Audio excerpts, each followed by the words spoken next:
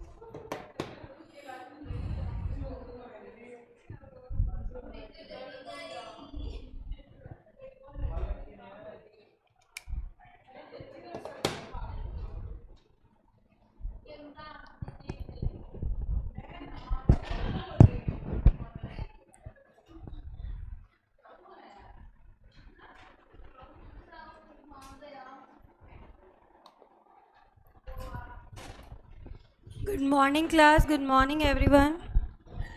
Audio video proper है क्या? एक बार ऑनलाइन बच्चों बताना। आयुषी, दिव्यांशु, एनीवन? यस। अपना एनआई एक्ट चल रहा था बेटा, उसी को आगे कंटिन्यू कर रहे हैं।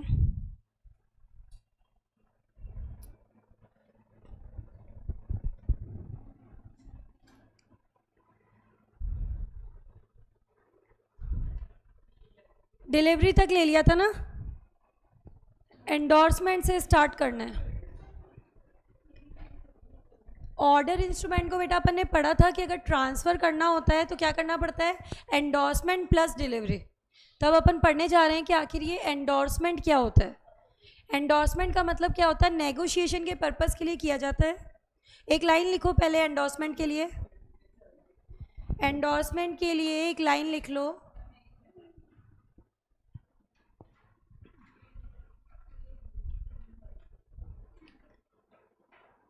Endorsement is done endorsement is done in order to negotiate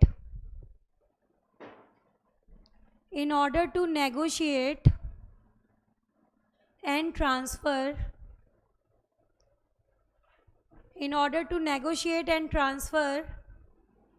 an order instrument.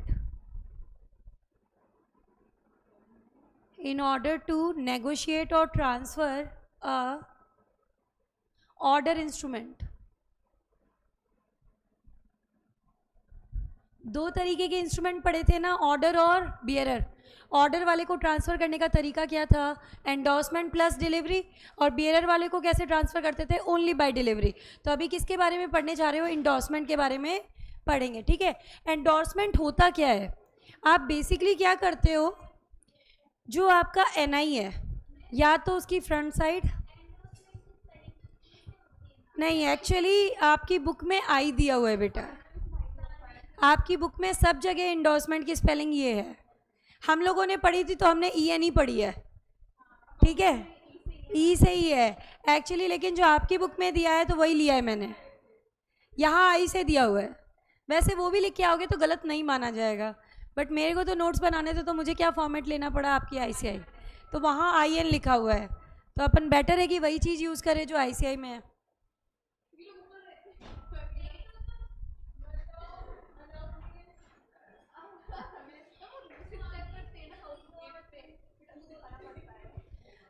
अच्छा देखो, अपन है ना एंडोर्समेंट ले रहे थे।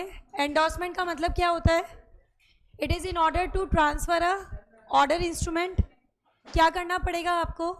जो आपका नेगोशिएबल इंस्ट्रूमेंट है या तो उसकी फ्रंट साइड पे या फिर उसकी बैक साइड पे, और अगर बैक साइड भी भर जाए तो क्या लगाते हैं, एक पेपर स्लिप अटैच की जाती है जिसको क्या बोलते हैं, अलॉन्च।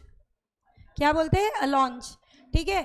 उसके ऊपर ये एंडोर्समेंट का काम किया जाता है। एंडोर्समेंट हमेशा किस में होना चाहिए? राइटिंग में होना चाहिए। साइन होने चाहिए किसके? होल्डर के। कहाँ पे किया जा सकता है? या तो फेस पे, एनआई के फेस पे, या फिर उसकी बैक साइड, या फिर पेपर अटैच करते हैं जिसको अलॉन्च बोला जाता है, ठीक है। Endorsement has to be in writing, has to be signed and has to be made by the holder. अब ये कितने तरीके के होते हैं वो यहाँ पे दिया हुआ है। एंडोर्समेंट के टाइप्स आ रहे हैं।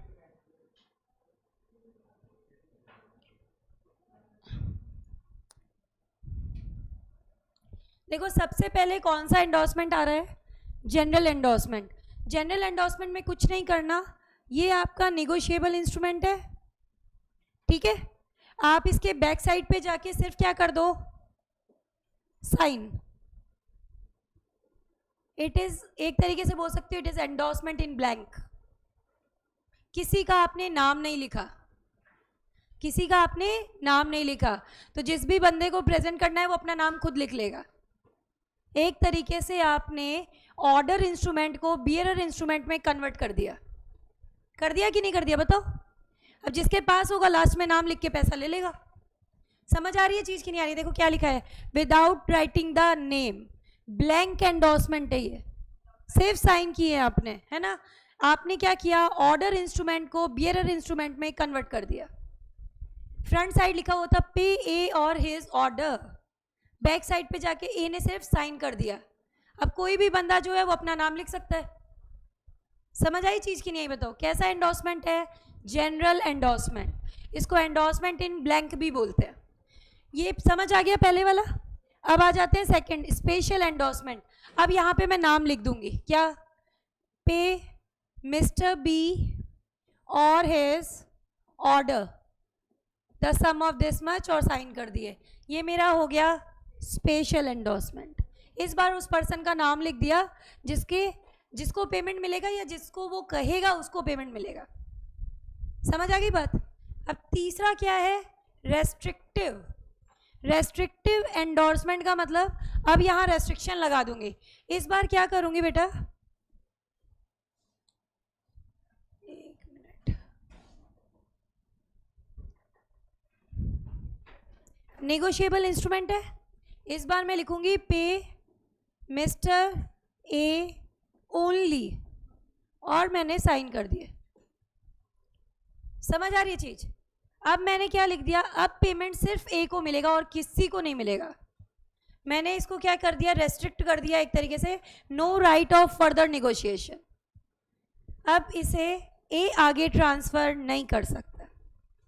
कैसा एंडोर्समेंट है मेरा, रेस्ट्रिक्टिव। मैंने आगे ओनली वर्ड लगा दिया ना बेटा, अब ये अब आगे ट्रांसफर नहीं होगा। ये समझ में आया? पहले वाले में नाम नहीं लिखा था, एंडोर्समेंट इन ब्लैंक। दूसरे में नाम लिख दिया, पे ए और हिज ऑर्डर, या तो ए को या ए जिसे कहे उसको। यहाँ पे कर दिया पे ए ओनली, फर्दर रेस्ट्रिक्शन कर दिया, अब आगे नेगोशिएट नहीं होगा ये। आगे क्या आया, पार्शियल एंडोर्समेंट। अपने एनआई का अमाउंट जो दिया हुआ है, एनआई का अमाउंट है, सपोज करो 10,000 रुपये का एनआई है,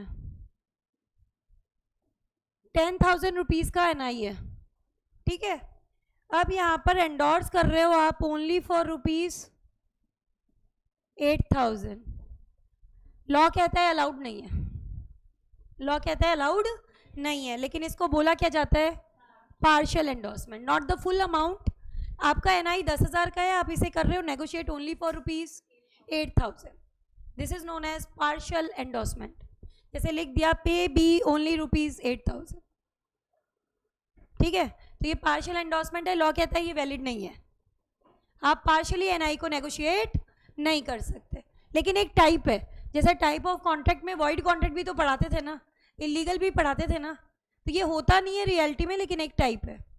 नेक्स्ट क्या बोला, कंडीशनल, मतलब हैपनिंग और non happening of a condition पर डिपेंड करेगा। इसके 4 टाइप है। सबसे पहले कौन सा आ रहा है, सैन रिकॉर्ड्स।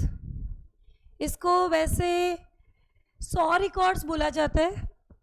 अगर अपन लिटरल प्रोनाउंसिएशन की बात करें, जो सही वाला प्रोनाउंसिएशन है वो तो है 100 रिकॉर्ड्स, लेकिन आपको याद रहे तो आप तो सेंस रिकॉर्ड्स ही बोलो, क्योंकि आप लिख के गलत आ जाओगे, ठीक है। स्पेलिंग याद नहीं रहेगी आपको। क्या दे रखा है वो देखो एक बार, no liability of, subsequent word काट देना, of party, no liability of party making such endorsement.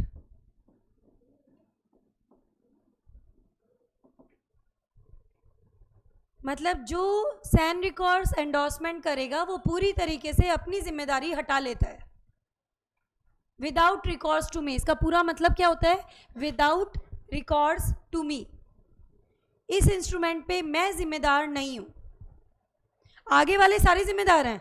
जैसे एक इंस्ट्रूमेंट ट्रांसफ़र हुआ, ए से गया बी को, बी से गया सी को, सी ने एंडोर्स किया डी को, लेकिन इस पे क्या लिख दिया, सेंस रिकॉर्ड्स। इसका मतलब सी कहता है मैं जिम्मेदार नहीं हूँ, पैसे किससे लो, डी को पैसे चाहिए किससे मांगेगा, बी से ले सकता है, ए से ले सकता है, लेकिन सी से नहीं ले पाएगा। सी ने अपनी जिम्मेदारी हटा दी without recourse to me, that is sans recourse, कि I will not be liable on this instrument. अब बोलोगे मैम इस तरीके से तो हर बंदा ही सेंड रिकॉर्ड्स कर ले, चलो वो केस भी लेते हैं। ए ने रिकॉर्ड्स किया, इंस्ट्रूमेंट बना के दिया बी को, बी ने इसको एंडोर्स किया सी को, और क्या लिख दिया, सेंड रिकॉर्ड्स। सी ने इंस्ट्रूमेंट दिया डी को, क्या लिख दिया, सेंड रिकॉर्ड्स। डी ने इंस्ट्रूमेंट दिया ई को, क्या लिख दिया, सेंड रिकॉर्ड्स। तो अब ई जो है ना ए से ले सकता है सिर्फ पेमेंट, और किसी से नहीं मांग सकता। समझ आ रही है बात? और अगर ए से पेमेंट नहीं मिल रहा तो भाई घर पे बैठ केस फाइल करने की तैयारी कर। ये वाले लोग जिम्मेदार नहीं है। अब अगर किसी को ई के लिए बुरा लग रहा है तो मेरे से पूछो तो मैं क्या बोलूँगी, ये बिल्कुल गधा है। जब इसको दिख नहीं रहा था कि सारे कैसे आ रहे हैं एंडोर्समेंट, सैन रिकॉर्ड्स, तो भाई खुद भी तो सैन रिकॉर्ड्स करके आगे बढ़ सकता था, या फिर एक्सेप्ट ही नहीं करता, डिलीवरी दे रहा था बंदा तभी मना कर देता। समझ आई चीज़ की नहीं आई बताओ? तो सैन रिकॉर्ड्स का मतलब क्या है, विदाउट रिकॉर्ड्स टू मी, मेरी कोई जिम्मेदारी नहीं है। इसको बोला जाता है सैन रिकॉर्ड्स एंडोर्समेंट। दूसरा एंडोर्समेंट क्या है, no expenses on the bill. कैसे? अब इस बार क्या बोलेगा ये कि भाई जो आपका अमाउंट बनता है ना एनआई का, एनआई का जो अमाउंट है वो तो मैं पे कर दूंगा। जैसे नेगोशिएबल इंस्ट्रूमेंट कितने का है, 10,000 का, लेकिन अगर नेगोशिएबल इंस्ट्रूमेंट डिसऑनर हो जाता है तो नोटरी पब्लिक के पास जाकर उस पर नोटिंग करानी पड़ती है और वहाँ से एक सर्टिफिकेट लेना पड़ता है जिसको बोलते हैं प्रोटेस्ट। नोटिंग मतलब इंस्ट्रूमेंट पे भी लिख देते हैं फैक्ट ऑफ डिसऑनर कि ये इंस्ट्रूमेंट आपका डिसऑनर हो गया। पहले अपने कोर्स में हुआ करता था, बाद में हटा दिया। अब अभी अपने कोर्स में नोटिंग प्रोटेस्ट नहीं है, सिर्फ इसलिए समझा रही हूँ कि उसमें खर्चे लगते हैं। जब इंस्ट्रूमेंट डिसऑनर होता है तो नोटरी पब्लिक वाले से इंस्ट्रूमेंट के ऊपर लिखवाते हैं that this instrument has been dishonoured, उसको बोलते हैं नोटिंग। फिर वो एक सर्टिफिकेट बना के देता है नोटरी पब्लिक वाला, उसको बोलते हैं प्रोटेस्ट। ठीक है, नोटिंग प्रोटेस्ट में खर्चे लगते हैं ना। अब ये क्या बोलते हैं, सेंस फ्रेश, मतलब जो खर्चे लगेंगे ना एक्सपेंसेस, उनके लिए मैं जिम्मेदार नहीं हूँ। I will be liable only for ₹10,000। I will not be liable for noting charges. I will not be liable for protest charges. इस एंडोर्समेंट का मतलब समझ में आया? प्रिंसिपल दे दूंगा, आगे कुछ भी नहीं दूंगा, जो भी तुम्हारे खर्चे लगे तुम जानो। ठीक है, ये क्या कहता है, no noting and protest expenses can be claimed.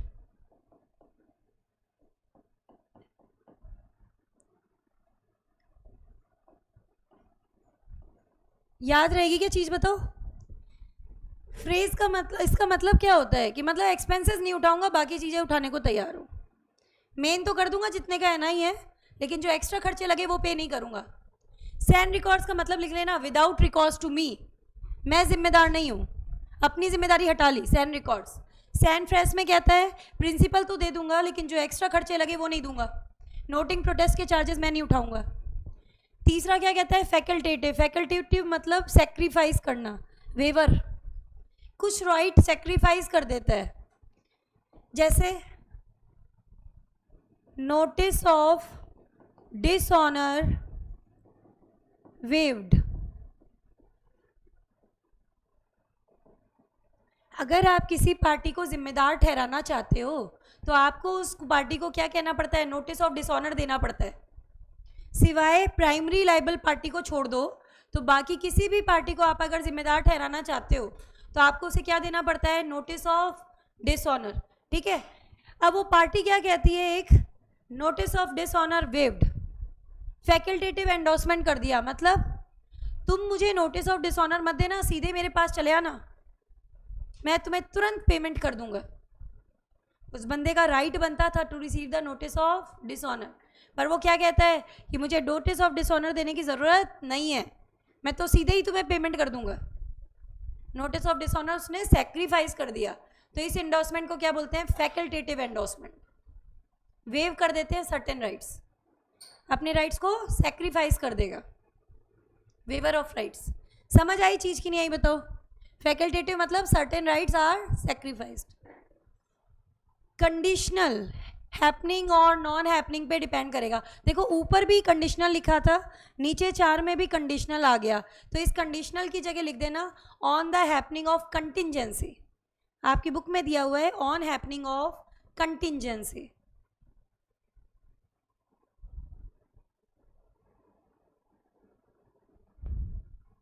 जैसे लिख दिया कि भाई पे करूँगा तभी, when I will receive the goods in good order, जब मुझे गुड्स सही अवस्था में मिलेंगे तभी पेमेंट करूँगा।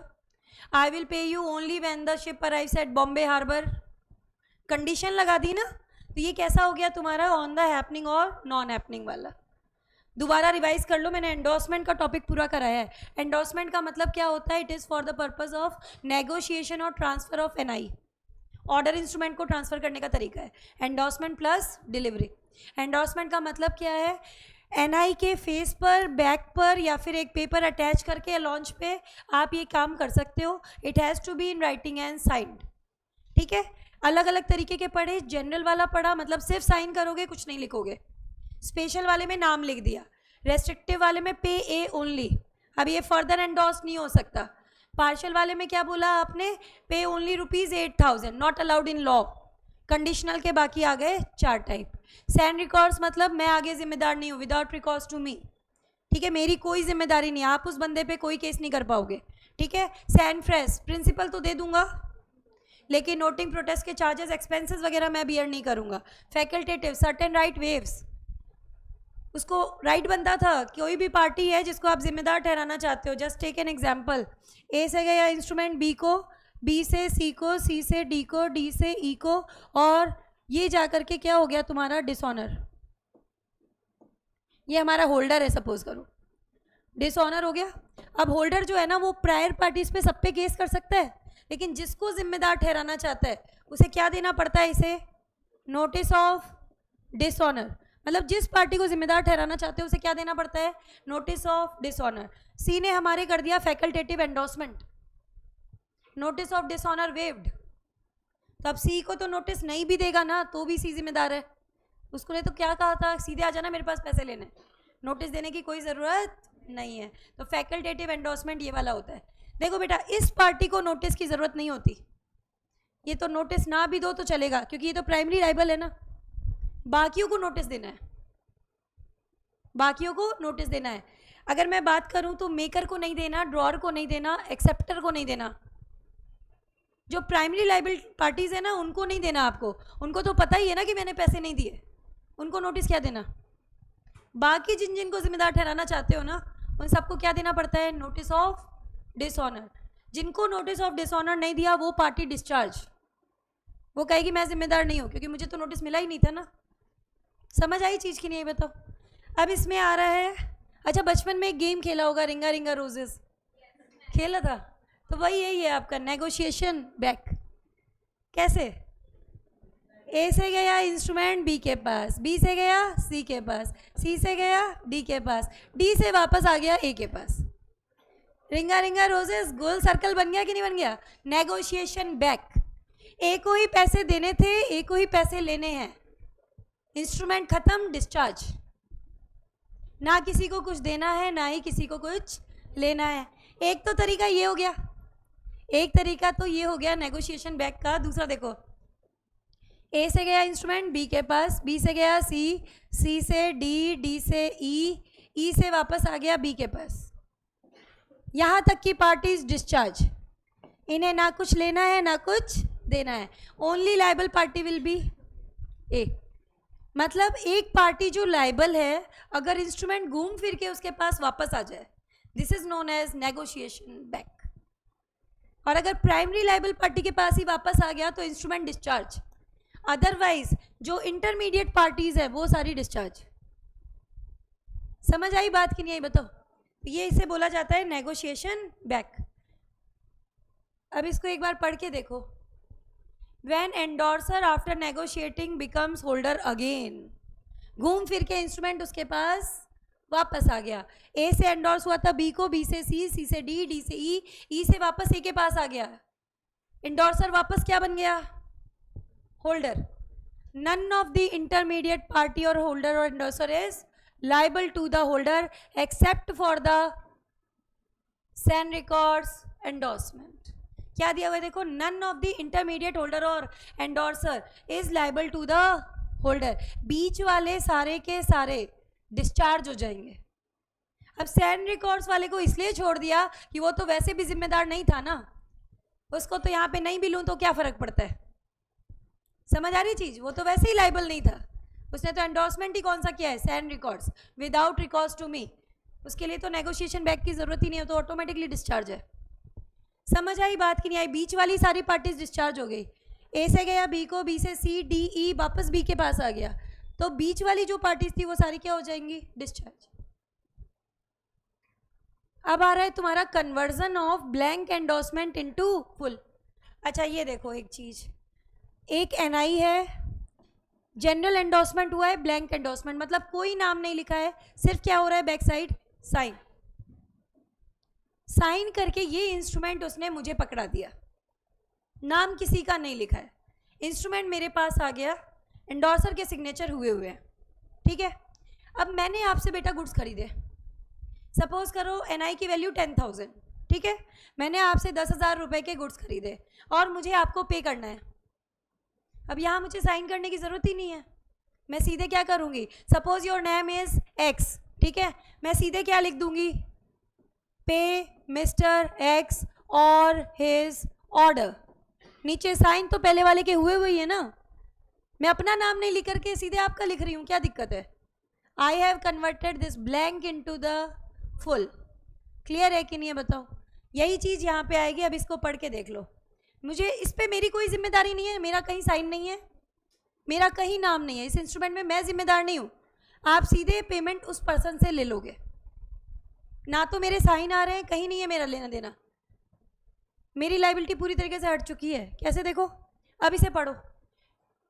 Holder of instrument endorsed in blank, instrument endorsed in blank है और इंस्ट्रूमेंट मेरे पास आ गया, मैं बन गई होल्डर, ठीक है। साइन उस पे किए हुए बंदे के, लेकिन मेरा नाम अभी नहीं लिखा हुआ है। मेरे को बोला गया आप अपना नाम खुद लिख लेना बाद में, ठीक है। अब क्या हुआ, मैं इसे कन्वर्ट कर सकती हूँ किस में? Endorsement in full. क्या करना है मुझे? मेरा साइन करने की ज़रूरत ही नहीं है, ऑलरेडी उसका साइन हो रहा है ना, उसी के ऊपर नाम ऐड कर दूंगी, ठीक है। क्या? Writing the name above the endorser's signature. मेरी कोई जिम्मेदारी भी नहीं है, क्यों? मेरे साइन थोड़ी ना आ रहे हैं, नहीं आ रहे ना। मैंने क्या कन्वर्ट किया है? जनरल को स्पेशल में कन्वर्ट किया है, ब्लैंक को फुल में कन्वर्ट किया है, और मेरी कोई लाइबिलिटी भी नहीं है, मेरे कहीं साइन भी नहीं आ रहे हैं। मुझे मेरा नाम लिखना था, मैंने अपनी जगह आपका लिख दिया, क्योंकि ब्लैंक था इंस्ट्रूमेंट। एंडोर्समेंट कैसा था? जनरल था, कोई नाम लिखा हुआ नहीं था, तो मैं अपना लिखती फिर आपको एंडोर्स करती, इससे बढ़िया डायरेक्टली आपका ही नाम लिख दूँ ना। क्लियर है कि नहीं है बताओ मुझे? तो वही काम, इसको क्या बोला जाता है? Conversion of blank into full. Instrument obtained by unlawful means. Don वाला एग्जाम्पल याद आ रहा है? अमित वाला, मेरी वाइफ को टपका दो, ठीक है। हमने कहा था एचडीसी जो अगर के पास चला गया डॉन से इंस्ट्रूमेंट, तो HDC can recover the full amount, है ना। लेकिन होल्डर थोड़ी ना ले सकता है, डॉन को थोड़ी ना मिलता, नहीं मिलता ना। क्या लिखा है देखो, अगर इंस्ट्रूमेंट हुआ है इन चार में से किसी तरीके से, मतलब लॉस, चोरी वोरी करके आया आपके पास, ऑफेंस किसी अपराध के अंतर्गत आया है, फ्रॉड के थ्रू आपने हासिल किया है, या फिर अनलॉफुल कंसीडरेशन के लिए, holder will not be entitle to receive the amount, but भगवान जी आ गए HDC, he will get the full amount, उसे फर्क नहीं पड़ता। समझ आ गई चीज? लॉस का मतलब है यहाँ पे चोरी से लिया है, स्टील। वर्ड लॉस ही यूज किया है बुक में, तो मैंने लॉस ले लिया, इसका मतलब यही है कि चोरी कर लिया है बेसिकली। समझ आ गई चीज की नहीं आई बताओ? होल्डर को कुछ नहीं मिलता, लेकिन एचडीसी पूरा अमाउंट ले सकता है। HDC को बेटा सिर्फ 2 जगह नहीं मिलता, याद रखना, नॉट निगोशिएबल क्रॉसिंग कल बताया था ना, और फॉर्जरी। इन 2 को अलावा सब जगह उसकी विल गेट गुड टाइटल, खुद भी अच्छी टाइटल लेगा, बाकियों को भी अच्छी टाइटल देगा, बाद वालों को। लेकिन डिफेक्टिव टाइटल को रिपेयर करने का राइट है इसके पास। फॉर्जरी में तो टाइटल ही नहीं होती, रिपेयर कराना है तो मोबाइल तो देना पड़ेगा ना, कुछ तो दोगे ना जिसको रिपेयर करे। फॉर्जरी में वो चीज़ ही नहीं होती जिसे रिपेयर करे, नो टाइटल होती है। डिफेक्टिव टाइटल को रिपेयर कर सकता है, अब नो टाइटल को कैसे रिपेयर करे। आगे क्या दिया देखो इसमें, डिस्चार्ज, बहुत इजी टॉपिक है। Discharge of negotiable instrument, discharge of a party. Negotiable instrument discharge हो गया मतलब सारी पार्टी डिस्चार्ज, खत्म हो गया वो इंस्ट्रूमेंट। और डिस्चार्ज ऑफ अ पार्टी मतलब एक पार्टी रिलीव हुई है, बाकी अभी जिम्मेदार हो सकते हैं, ठीक है। बिल्कुल वैसा ही है जैसे अपन पढ़ते थे dissolution of firm, dissolution of partnership, वही डिफरेंस है। NI वाला जो है वो एक तरीके से क्या है, डिसोल्यूशन ऑफ फर्म, पूरा इंस्ट्रूमेंट खत्म। और यहाँ पर क्या है, एक पार्टी डिस्चार्ज होगी, एक या ज़्यादा, और अभी और पार्टीज जो हैं वो जिम्मेदार हो सकती है, ठीक है। पूरी तरीके से इंस्ट्रूमेंट खत्म नहीं होगा वहाँ पे। तरीका देखो, सबसे पहले कैंसिलेशन, A से गया B को, B से गया C को, C से गया D को, D से गया हमारे होल्डर के पास, एंडोर्समेंट, ठीक है। होल्डर ने अगर A का ही नाम हटा दिया, कैंसिल कर दिया, इंस्ट्रूमेंट डिस्चार्ज हो जाएगा ना, सारी पार्टी डिस्चार्ज। आपने प्राइमरी लाइबल पार्टी को ही डिस्चार्ज कर दिया, जिसको पैसे देने थे ना अल्टीमेटली, आपने उसी का नाम कैंसिल कर दिया, इंस्ट्रूमेंट डिस्चार्ज हो जाएगा कि नहीं हो जाएगा। और इसी एग्जाम्पल में मान लो ये तो हमने किसका लिया, इंस्ट्रूमेंट डिस्चार्ज। अब देखो A से instrument, B C D E से हमारा होल्डर, ठीक है। होल्डर ने डिस्चार्ज कर दिया C को, बाद वाली पार्टी डिस्चार्ज, यस और नो। पहले वाली तो अभी भी जिम्मेदार है, क्या लिखा है, subsequent party will be discharge.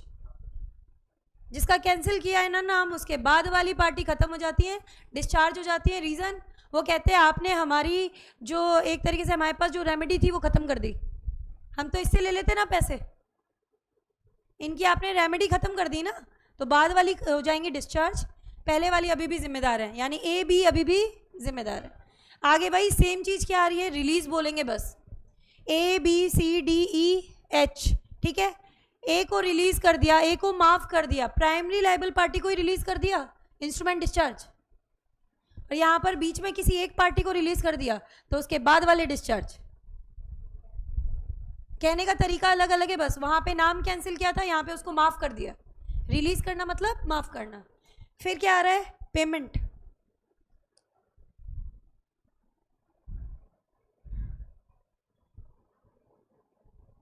वो पढ़ा था अपन ने फाउंडेशन में, discharge of contract by performance.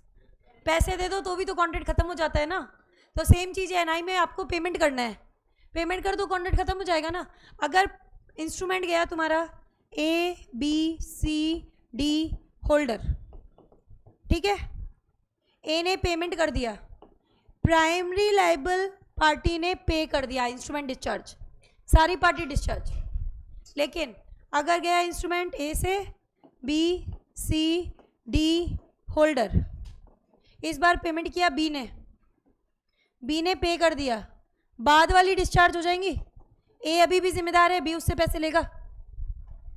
समझ आई चीज़ की नहीं आई बताओ, लेगा कि नहीं लेगा। प्राइमरी लाइबल पार्टी तो तभी डिस्चार्ज होगी जब वो पैसे दे देगी, है ना, क्योंकि अल्टीमेटली देने तो A को ही हैं, B ने दिए हैं तो वो रिलीव करेगा अपने आप को, लेगा। समझ आई चीज़ की नहीं आई बताओ। तो 3 पॉइंट पढ़े तुमने, कौन से, कैंसिलेशन, रिलीज, पेमेंट। अब देखो रिंगा रिंगा रोजेस, A से लेकर के वापस A के पास पहुंच गया तो इंस्ट्रूमेंट डिस्चार्ज, A से B को और B से फिर वापस B के पास, तो अभी A तो जिम्मेदार है ना।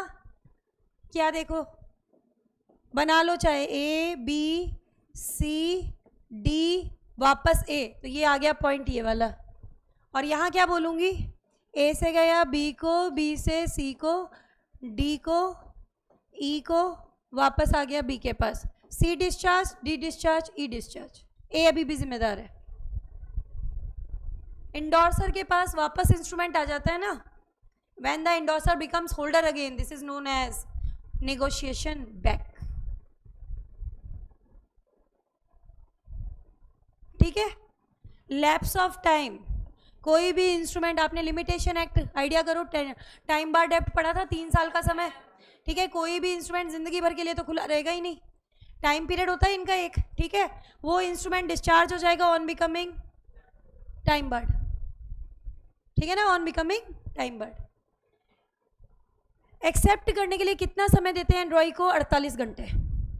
हमारा होल्डर बड़ा दिलदार, ड्रॉई ने बोला कि भाई 2 घंटे और दे दो, कर लूँगा एक्सेप्ट। होल्डर कहता है ठीक है, दिए तुझे 2 घंटे। जैसे ही 2 घंटे एक्स्ट्रा दिए ना, जो पार्टी आपके इस डिसीजन से एग्री नहीं करती, कंसेंट नहीं रखती कि एक्स्ट्रा टाइम आपने क्यों दिया, वो डिस्चार्ज हो जाएगी। क्या लिखा है देखो, अलाउइंग ड्रॉई मोर देन 48 आवर्स। आप अपने रिस्क पे एक्स्ट्रा टाइम देते हो। अगर आपने एक्स्ट्रा टाइम दिया तो जो पार्टी आपके इस डिसीजन से सहमति नहीं रखती, डिस्चार्ज। समझ आई चीज कि नहीं आई बताओ? आप एक्स्ट्रा टाइम नहीं दोगे, ठीक है। नेक्स्ट क्या कह रहा है? क्वालिफाइड एक्सेप्टेंस, कंडीशनल एक्सेप्टेंस डाल दिया आपने। जैसे याद करो, मैंने आपको एक्सेप्टेंस वाला पढ़ाया था ना, कि ड्रॉई जब एक्सेप्ट करता है, साइन करता है, डिलीवरी देता है, तो वो एक्सेप्टर बन जाता है। Acceptance has to be unqualified, कल बताया था ना। बट अगर क्वालिफाइड एक्सेप्टेंस है और होल्डर एग्री करता है तो ठीक है, पर अगर होल्डर एग्री नहीं करता, the bill will be dishonoured due to non acceptance. याद आ रहा है? अगर होल्डर एग्री करता है तो जो जो पार्टी इससे सहमत नहीं है वो डिस्चार्ज हो जाएंगी। वही चीज आ रही है देखो, parties not consenting will be discharge. Qualified acceptance आपको नहीं देनी, ठीक है। जैसे इंस्ट्रूमेंट था तुम्हारा 10,000 का, आप कहते हो I will accept it only for 8,000, मैं तो 8,000 ही पे कर पाऊंगा, तो कंडीशनल लगा दिया ना, तो होल्डर मानेगा, तो जो बंदा होल्डर से सहमत नहीं है वो discharge. Party not consenting will be discharge. Material alteration, material मतलब इंपॉर्टेंट, जैसे डेट में, टाइम में, अमाउंट में, पार्टीज में, रेट ऑफ इंटरेस्ट में, इनमें आपने चेंजेस कर दिए, जिससे इंस्ट्रूमेंट का लीगल करेक्टर ही चेंज हो गया, ऐसा इंस्ट्रूमेंट बन जाएगा तुम्हारा वॉइड। ऐसा इंस्ट्रूमेंट क्या बन जाता है? वॉइड। तो जो पार्टी आपके इस मटेरियल अल्टरेशन से कंसेंट नहीं रखती, it will be discharge. Party is not consenting will be discharge. No notice of dishonour, जिस पार्टी को जिम्मेदार ठहराना चाहते हैं उसे क्या देना पड़ता है? Notice of dishonour. Except the party primary liable, उसको तो पता ही है कि मैंने पैसे नहीं दिए, उसको क्यों देंगे नोटिस? उसके अलावा जिस जिसको जिम्मेदार ठहराना चाहते हैं सबको क्या देना पड़ता है? Notice of dishonour. Accept in one endorsement, facultative, वो खुद ही अपना राइट सेक्रीफाइस कर देता है, अदरवाइज हमें देना पड़ता है ना। तो जिस पार्टी को आपने नोटिस नहीं दिया वो डिस्चार्ज, जिसको आपने नोटिस ऑफ डिसऑनर नहीं दिया वो डिस्चार्ज। लास्ट पॉइंट क्या है? इंसॉल्वेंसी। इंसॉल्वेंट तो डिस्क्वालिफाइड बाय लॉ है, उससे तो कुछ मिलेगा ही नहीं। अब यहाँ पे करेक्शन कर लेना, party insolvent will be discharge. Party insolvent will be discharge. अब डिस्चार्ज ही मान लेते ना इंसॉल्वेंट वाले, तो उससे तो कुछ मिलना ही नहीं है, तो वो पार्टी जो दिवालिया हो गई वो तो डिस्चार्ज ही हो जाती है ना।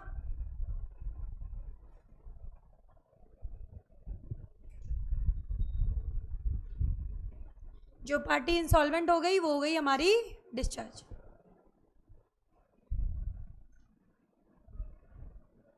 आगे आ रहा है तुम्हारा मटीरियल अल्टरेशन। मटीरियल मतलब इंपॉर्टेंट, अल्टरेशन मतलब चेंजेस। इससे क्या होता है? इंस्ट्रूमेंट का लीगल करेक्टर, राइट्स और लाइबिलिटीज बदल जाती हैं। It alters the character, legal effect और rights and liabilities of the instrument.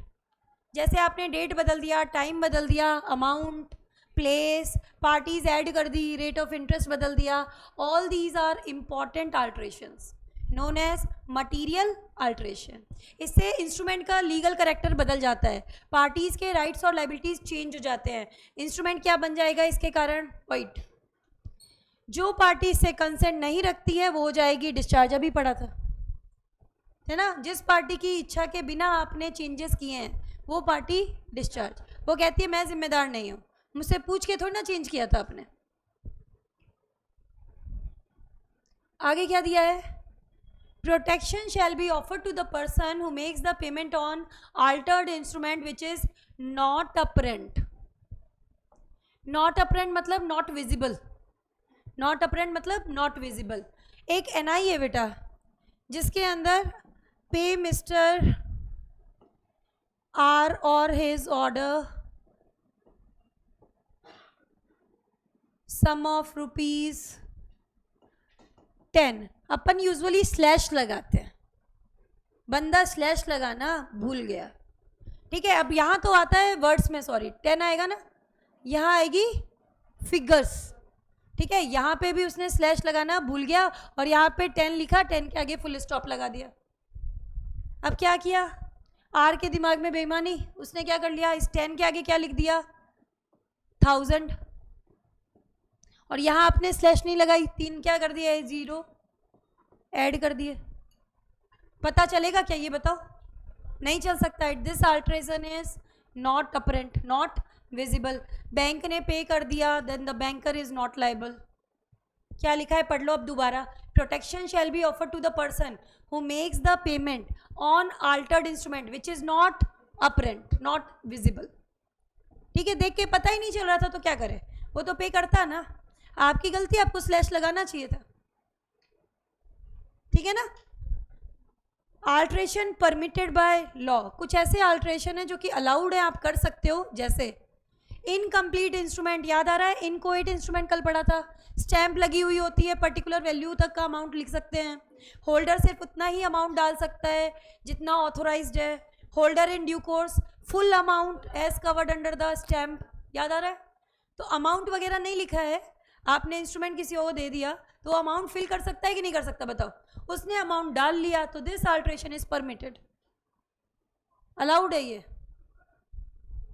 Incomplete को तो कंप्लीट कर ही सकता है ना। दूसरा अभी अभी पढ़ा था, ब्लैंक एंडोर्समेंट फुल एंडोर्समेंट, आपने नाम लिखा नहीं था, मैंने नाम लिख दिया, कौन पकड़ सकता है, सवाल ही नहीं है, पकड़ में ही नहीं आएगा। क्रॉसिंग कर दिया आपने, इंस्ट्रूमेंट आपके पास आया, आपने क्रॉसिंग कर दी, क्या फर्क पड़ रहा है, ठीक है। अपरेंट अल्ट्रेशन विजिबल अल्ट्रेशन है लेकिन इससे कोई फर्क ही नहीं पड़ता, जैसे मैंने इस क्रॉसिंग के बीच में वर्ड लिख दिया, क्या अकाउंट पे ही ओनली, क्या कर लेंगे बोलो, विजिबल है हर चीज, तो इसमें कुछ गलत थोड़ी ना, इससे क्या कोई लीगल करेक्टर बदल रहा है क्या, नहीं बदल रहा ना। It is allowed, it is allowed, ऐसा किया जा सकता है। समझ आ गई चीज। नोट डला हुआ है एक चीज, और इस पे बहुत क्वेश्चन आते हैं, अच्छे से करके जाना। Addition of word on demand और order, conversion of bearer into order are not material alteration. सबसे ज्यादा क्वेश्चन ऑन डिमांड पे आते हैं। एक इंस्ट्रूमेंट है, उसमें आपका टाइम इंस्ट्रूमेंट नहीं है, आपका नॉर्मल इंस्ट्रूमेंट है, उस पर कोई टाइम पीरियड नहीं दिया हुआ, आपने उसके आगे क्या ऐड कर दिया ऑन डिमांड, तो कौन सा बड़ा महान काम कर दिया, वो तो वैसे भी ऑन डिमांड ही था, जब टाइम नहीं लिखा होता तो ऑन डिमांड ही तो मानते हैं ना, तो आपने सिर्फ लिखी तो दिया ऑन डिमांड, उससे कोई फर्क नहीं पड़ता। It's not a material alteration, it's not a material alteration. और ऑर्डर लिखा हुआ था पे मिस्टर ए, आगे कुछ नहीं लिखा हुआ था, ओनली वर्ड मैंने लगाया नहीं था, ओनली वर्ड मैंने नहीं लगाया था, आपने क्या लिख दिया सिर्फ इसके आगे ए और हिज ऑर्डर। कौन सा महान काम किया, मैंने तो वैसे भी बियरर नहीं लिखा था तो ये ऑर्डर ही। समझ आया चीज। It is not a material alteration. Conversion of bearer cheque into the order cheque, bearer cheque था, आपने क्या किया उसमें, उसको ऑर्डर चेक में कन्वर्ट कर दिया, नाम लिख दिया आपने उसमें, आपने होल्डर थे आप, आपने आगे एंडोर्स कर दिया उसका नाम डाल के, आपने बियरर को किस में कन्वर्ट कर दिया ऑर्डर में, ठीक है। अब जब नाम नहीं होता तो ब्लैंक को फुल करने की पावर आपके पास है। The alteration is permitted by law. समझ आई चीज की नहीं आई बताओ मुझे, अदरवाइज बियरर तो आगे ट्रांसफर ही कैसे होता, डिलीवरी के थ्रू ही तो करते हो ना आप। तो ये आपके अल्ट्रेशन है जो कि अलाउड है। इसमें पूछा कौन सा जाता है, ऑन डिमांड। अगर आपने ऑन डिमांड वर्ड ऐड कर दिया तो is it a material alteration, the answer is no, कोई फर्क नहीं पड़ता, it's not a important alteration. Dishonour of instrument, instrument हो सकता है दो तरीके से डिसऑनर, 3 तरीके के इंस्ट्रूमेंट पढ़े आपने, section 4, 5, 6, promissory note, bill of exchange, cheque, ठीक है। अगर मैं बात करूं all of them can be dishonoured by non payment, हो सकते हैं ना, लेकिन अगर बात कर रही हूँ dishonour bye non acceptance, only the bill of exchange can be dishonoured by non acceptance. क्यों? क्योंकि प्रॉमिसरी नोट और चेक को तो एक्सेप्टेंस की ज़रूरत ही नहीं है, नहीं है ना। तो यहाँ तो मामला सिर्फ किसका चलेगा, बिल ऑफ एक्सचेंज का। अब देखो क्या दिया हुआ है, ये वाले पॉइंट्स आपको याद करने हैं कि डिसऑनर बाय नॉन एक्सेप्टेंस किन केसेस में होता है। अपनी आईसीआई के पूछा गया ये वाला क्वेश्चन कि डिसऑनर बाय नॉन एक्सेप्टेंस किन किन केसेस में होता है। पहला, drawee does not accept within 48 hours. Drawee को एक्सेप्ट करने के लिए 48 घंटे का समय होता है। उससे ज़्यादा टाइम देते ही जो पार्टी कंसेंट नहीं करती डिस्चार्ज, उससे ज़्यादा टाइम देना ही नहीं है। 48 घंटे के अंदर अंदर ड्रॉई ने एक्सेप्ट नहीं किया, मतलब bill is dishonoured by non acceptance. Clear है? नेक्स्ट क्या बोला, क्वालिफाइड एक्सेप्टेंस है और होल्डर अपनी कंसेंट नहीं देता तो डिसऑनर। क्वालिफाइड एक्सेप्टेंस मतलब 10,000 का इंस्ट्रूमेंट, हमारा ड्रॉई कहता है मैं तो 8,000 के लिए एक्सेप्ट करूंगा, होल्डर ने मना कर दिया, कर सकता है ना, अनक्वालिफाइड होनी चाहिए, मना कर दिया तो डिसऑनर्ड बाय नॉन एक्सेप्टेंस। तीसरा, ड्रॉई इनकॉम्पिटेंट और फिक्टिशियस पर्सन। ड्रॉई इज इनकॉम्पिटेंट और फिक्टिशियस पर्सन। इनकॉम्पिटेंट जैसे माइनर है, अनसाउंड माइंड का है, या फिर फिक्टिशियस रियलिटी में एग्जिस्ट ही नहीं करता, रियलिटी में एग्जिस्ट ही नहीं करता, तो ठीक है भाई, bill will be dishonoured by non acceptance. couldn't be found, आप जाते हो बार बार उसके ऑफिस प्लेस पे जाते हो, उसके रेजिडेंस पे जाते हो एक्सेप्ट कराने के लिए, बट वो वहाँ पे आपको मिलता ही नहीं है, bill is dishonoured due to non acceptance. बहुत सारे ड्रॉइज हैं तो सभी का एक्सेप्ट करना ज़रूरी होता है। ABC 3 ड्रॉई थे, ठीक है, तीनों को एक्सेप्टेंस ज़रूरी था, इनमें से एक भी मना कर देगा तो bill will be dishonoured due to non acceptance. तो दीज आर द केसेस जब आपका बिल डिसऑनर हो जाता है by non acceptance. Holder will get immediate right to sue all the prior parties. Holder के पास राइट आ जाएगा कि पहले वाली पार्टीज पे केस फाइल कर सकता है। अब दूसरी तरफ आते हैं, अगर हमारा पेमेंट नहीं हुआ तो क्या होगा, bill of exchange, promissory note, cheque, instrument remains unpaid after maturity. और डिफॉल्ट कौन करेगी, प्राइमरी लायबल पार्टी। भाई जिसको पेमेंट करना था उस प्राइमरी लायबल पार्टी ने नहीं किया। प्रॉमिसरी नोट में प्राइमरी लायबल कौन है, मेकर। और अगर बिल ऑफ एक्सचेंज की बात करूं तो ड्रॉई या एक्सेप्टर, और अगर चेक की बात करूं तो ड्रॉई दे रखा है इसके अंदर, अदरवाइज इसके अंदर क्या है, मतलब आपके खाते में एक तरीके से पैसे नहीं है, ठीक है। अब क्या हुआ, प्रॉमिसरी नोट या आपका जो चेक है, it can not be dishonoured by non acceptance. क्यों, यहाँ एक्सेप्टेंस की जरूरत ही नहीं होती, नॉन एक्सेप्टेंस से डिसऑनर तो सिर्फ बिल ऑफ एक्सचेंज ही हो सकता है ना, तो ये चीज़ दी है। अब क्या हुआ, to make all the prior parties liable notice of dishonour should be given. अभी पढ़ा था, जिसको जिम्मेदार ठहराना चाहते हो क्या दो, नोटिस ऑफ डिसऑनर, ठीक है। सिर्फ प्राइमरी लायबल पार्टी को देने की जरूरत नहीं है, क्यों, उनको तो पता होता है कि हमने पैसे नहीं दिए, उनके अलावा सबको देना पड़ता है जिनको जिम्मेदार ठहराना चाहते हैं। कौन देगा, होल्डर देगा हमारा, ठीक है ना, अल्टीमेटली जिसको पैसे मिलने हैं। To all the prior parties except the sans recours. क्यों, यहाँ तो देने की जरूरत ही नहीं है, वो तो पहले ही अपनी लाइबिलिटी हटा चुका है, उसको तो जिम्मेदार ठहराएंगे ही नहीं ना, तो नोटिस के खर्चे क्यों करे फालतू के। आगे क्या आया, notice must disclose the fact of dishonour.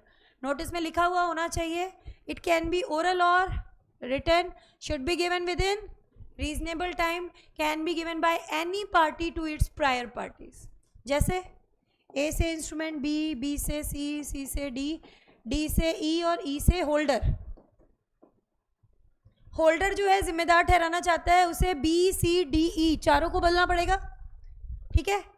अब डी के पास नोटिस पहुंचा डिसऑनर का, तो डी भी जिम्मेदार ठहराना चाहेगा ना सी, बी और ए को, तो वो भी नोटिस देगा अपने पहले वाली पार्टीज को, देगा कि नहीं देगा बताओ।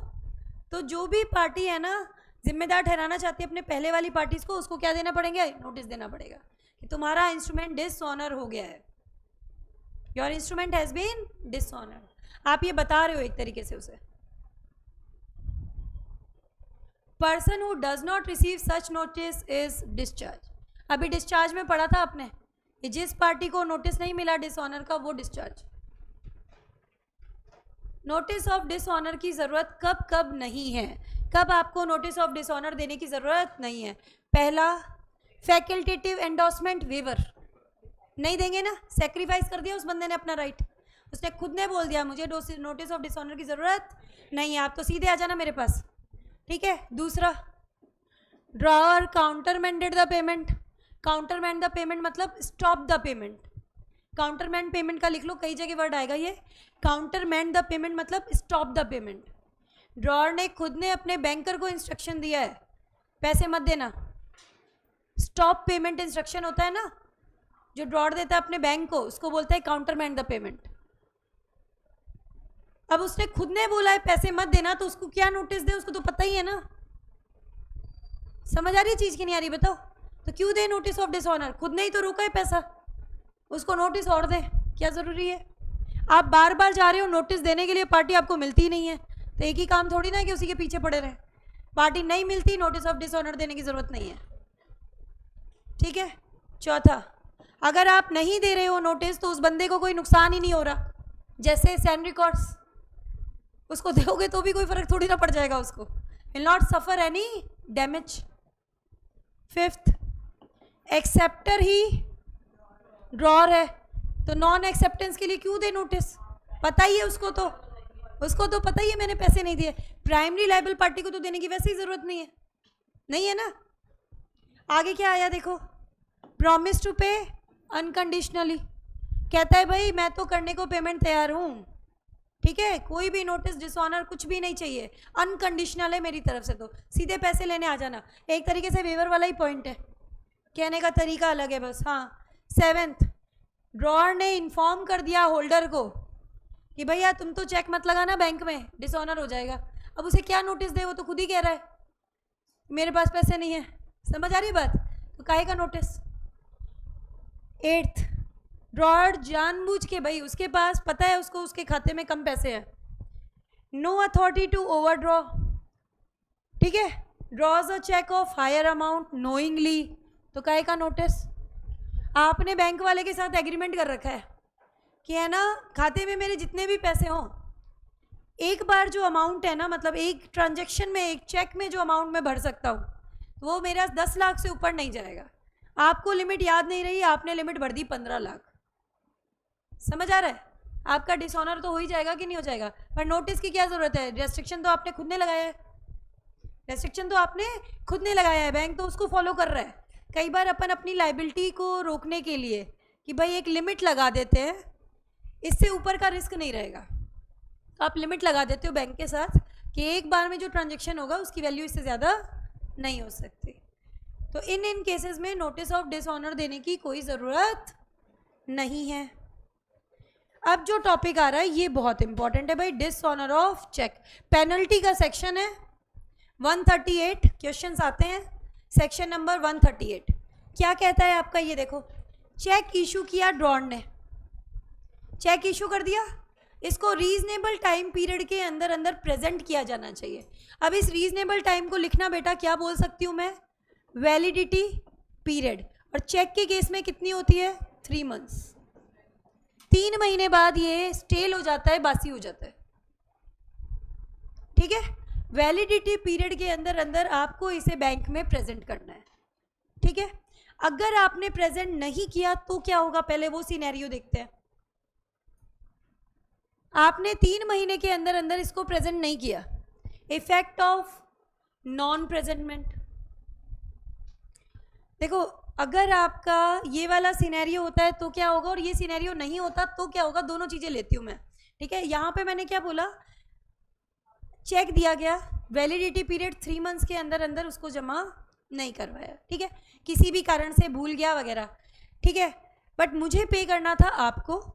मेरा अकाउंट सपोज करो यश बैंक में था ना, उसमें था, और मैंने आपको बोला 4 लाख रुपए का मैंने आपको चेक बना के दे दिया। अब मैंने अपने अकाउंट में 4 लाख का बेटा हर समय बैलेंस मेंटेन रखा, क्यों? क्योंकि मुझे लगा मैंने चेक काट के दिया है, ये बाउंस ना हो जाए, तो I maintain the balance in that bank, ठीक है। हुआ क्या, बैंक हो गया दिवालिया, हुआ था ना। अब बैंक हो गया दिवालिया तो ये पैसा गया डूब। अब आप मुझसे बोलोगे दूसरा चेक बना के दे दो, भाई मैं भूल गया, मैं 3 महीने के अंदर प्रेजेंट नहीं कर पाया। नॉर्मल केस होता तो आप मुझसे ले सकते थे, समझ आ रही है चीज़। भाई किसी जेन्युइन रीज़न से आप भूल गए, भाई आपकी लाइबिलिटी तो थी ना मेरी, मैं आपको नया चेक बना के दे देती, मुझे कुछ हार्म भी नहीं होता। लेकिन यहाँ तो बैंक दिवालिया हो गया। अब बैंक दिवालिया हो गया तो मैं क्या बोलूँगी कि भाई तुम्हारी वजह से मुझे 4 लाख का नुकसान हुआ है, इसलिए मुझे कुछ भी देने की ज़रूरत नहीं है। सपोज करो यस बैंक के ऊपर, सबके ऊपर आरबीआई का कंट्रोल होता है, 25% अमाउंट की मेरी रिकवरी हो गई, तो मैं वो 25% यानी 25,000, अगर मान लो 1 लाख का अमाउंट था, 25,000 रिकवरी हुई मुझे, तो मैं 25,000 ही आपको दूंगी, इससे ज़्यादा नहीं दूंगी। समझ आ रहे हैं, मेरी जिम्मेदारी जो है ना वो अब एक तरीके से उस हद तक ख़त्म हो जाएगी जिस हद तक अगर आप टाइम पीरियड पे जमा कराते तो आपको वो अमाउंट मिल जाता है। क्लियर है क्या, बताओ। अब यहाँ क्या लिखा है देखो, effect of non presentment, drawer has sufficient balance, cheque was not presented by the holder, करना यहाँ पे, cheque was not presented by the holder within the reasonable time, और बैंक क्या हो गया, fail. Drawer is discharge up to the amount of the damages, up to the amount of the damages. जितनी recovery मुझे उस दिवालिया bank से होगी ना, उतनी के लिए ही मैं आपको लायबल हूँ, उससे ज़्यादा नहीं। समझ आ गई चीज़ की नहीं आई, बताओ क्यों? क्योंकि मैं ये बोलूँगी भाई मैंने तो अमाउंट मेंटेन करके रखा था, टाइम से आप निकाल लेते तो मेरा भी नुकसान नहीं होता। अब बैंक दिवालिया हो गया, इसमें किसी और का तो कोई फॉल्ट ही नहीं है ना। समझ आई चीज़ की नहीं आई, बताओ। अगर ये दिवाली का केस नहीं होता, रीजनेबल टाइम में प्रेजेंट नहीं कर पाते आप, तो आप मुझसे रिक्वेस्ट करते तो मैं आपको दूसरा एनआई बना के देती। समझ आ रही है चीज़। भाई हो सकता है किसी जेन्युइन रीज़न से आप नहीं करवा पाए हो, तो उसमें मैं डिनाई नहीं कर सकती, मैं कर सकती, मैं आपको दे सकती हूँ, ठीक है। लेकिन ये केस डिफरेंट था, यहाँ बैंक हो गया दिवालिया, तो मैं क्या बोलूँगी, आपकी वजह से मुझे ये नुकसान हुआ है, तो उस हद तक मैं डिस्चार्ज। अब क्या बोला देखो, प्रेजेंट किया, return due to insufficiency of funds, आपके खाते में पैसे नहीं थे, चेक हो गया आपका बाउंस। अब पेई जो है वो क्या करेगा, नोटिस देगा ड्रॉअर को, कितने दिनों में, 30 डेज में, ठीक है। और इस नोटिस मिलने के 15 दिन के अंदर उसको क्या करना है, पेमेंट। अब ये 15 दिन के अंदर पेमेंट नहीं करता तो मैं कितने समय तक केस फाइल कर सकती हूँ, 1 महीने तक। लिमिट देखो दोबारा से क्या लिखा है यहाँ पर, चेक हुआ बाउंस, 30 दिनों के अंदर अंदर इंटीमेट करो ड्रॉअर को तुम्हारा चेक बाउंस हो गया, 15 दिन के अंदर अंदर वो भुगतान कर देगा। 15 दिन में भुगतान नहीं करे तो आपके पास 1 महीने का समय है। भुगतान नहीं किया 15 डेज में, it is cause of action, cause of action से 1 महीने के अंदर अंदर आप केस फाइल कर सकते हो। समझ आई चीज़ की नहीं आई, बताओ मुझे। पेनल्टी देखना इसकी कितनी आती है, देखो 2 साल की जेल या फिर twice the amount of cheque और both. The penalty is very very important, इसको अच्छे से करके जाना। एनआई की पेनल्टी याद रखना, क्या लिखा हुआ है, 2 साल की जेल, twice the amount of cheque और बोथ। एक यहाँ पे नोट डालो, और ये नोट भी आपके क्वेश्चन में काम आएगा। नोट डालना एक, if the drawer countermanded the payment, if the drawer countermanded का भी मतलब बताया था, स्टॉप द पेमेंट है ना, the payment, then also section 138, then also section 138 penalty will be attracted, then also section 138 penalty will be attracted। ये चीज़ कहाँ लिखी हुई है, सेक्शन नंबर 139 में। जो अभी नोट डला है वो क्या है, किसका है, सेक्शन 139 का। सेक्शन 139 कहता है कि अगर आपके खाते में अप्रोप्रिएट बैलेंस था तो भी अगर आपने अपने बैंक को बोला है कि पेमेंट मत करो, तब भी सेक्शन 138 की पेनल्टी अट्रैक्ट होगी, जबकि आपके खाते में तो पैसे थे, आपने अपने बैंकर को इंस्ट्रक्शन दिया पे मत करो, सेक्शन 138 पेनल्टी अट्रैक्ट होती है। याद रहेगी चीज़, तो सिर्फ यही रीज़न नहीं होता कि इनसफिशिएंट फंड, दूसरा रीज़न ये भी है जो हमने अभी भी पढ़ा, काउंटरमैंडेड द पेमेंट। सही है। एक प्रिजम्पशन दी हुई है यहाँ पे। प्रिजम्पशन क्या कहती है कि भाई holder of cheque receive the cheque for the discharge of any liability डेप्ट लीगली एनफोर्सेबल। आगे एक और वर्ड ऐड करो, लीगली एनफोर्सेबल। सेक्शन 138 की पेनल्टी लगे, इसके लिए ज़रूरी चीज़ क्या है कि चेक दिया गया है किसी लीगली एनफोर्सेबल डेप्ट या लाइबिलिटी के बदले में। गिफ्ट की तरह दिया तो नहीं लगेगा, डोनेशन में दिया तो नहीं लगेगा, याद रहेगा। Not in case of gift और डोनेशन। किसके लिए है? अगर if it is for legally enforceable डेप्ट और लाइबिलिटी, तभी सेक्शन 138 अट्रैक्ट होगा, याद रहेगा। इस पे भी आया हुआ है क्वेश्चन, इसको भी लगाओ, इंपॉर्टेंट। क्या चीज? इसके आगे ही लिख लो, डेप्ट और लाइबिलिटी कैसी होनी चाहिए? Legally enforceable. लिखना चाहो तो इसके आगे लिख लेना, नॉट टू इंक्लूड गिफ्ट और donation, not to include gift और डोनेशन। गिफ्ट के रूप में, डोनेशन के रूप में आपने एनआई दिया है ना, वो डिसऑनर हो गया तो सेक्शन 138 की पेनल्टी नहीं लगती। वो कब लगती है? When it is given for legally enforceable डेप्ट और लाइबिलिटी। याद रहेगी क्या? गिफ्ट या डोनेशन में नहीं लगती। अभी प्रैक्टिकल कराऊंगी ना इसके, तो आएगा ये चीज पास्ट एग्जाम क्वेश्चन में। Defence not allowed. अब क्या लिखा है देखो, ड्रॉर कहता है कि जब मैंने चेक जारी किया था, I had sufficient reason to believe कि भाई ये चेक जो है ऑनर हो जाएगा। अरे भाई ऐसे कह के तो हर कोई बच जाएगा, ऐसे कह के तो हर बंदा बच जाएगा कि मैंने जब चेक जारी किया था तो मुझे लगा था कि भाई चेक जो है ऑनर हो जाएगा, और बाद में कुछ ऐसा हो गया जिससे ये हो गया डिसऑनर। तो ऐसा डिफेंस आपका काम नहीं करेगा। Drawer had no reason to believe that when he issued the cheques will be dishonour. ये कह करके वो बच नहीं सकता कि जब मैंने इशू किया था तब मेरे पास कोई ऐसा कारण नहीं था कि मैं ये सोचूं कि ये बाउंस हो जाएगा। तो भाई अरेंजमेंट करके रखना चाहिए था ना जब चेक दिया है, ठीक है ना। तो ऐसा अगर डिफेंस अलाउ कर देते तो फिर तो हर बंदा यही कहता, ये डिफेंस देके बचने की कोशिश करते। तो इसको बोल दिया भाई ये डिफेंस आपका नहीं चलेगा कि उस समय तो मेरे पास लिक्विडिटी थी जब मैंने चेक ड्रॉ किया था, बाद में किसी कारण से लिक्विडिटी क्रैश हो गई। अब जो आ रहा है वो बिल्कुल जनरल वाले प्रोविजन आएंगे, मेजर प्रोविजन हमारे हो चुके हैं। Offences by company.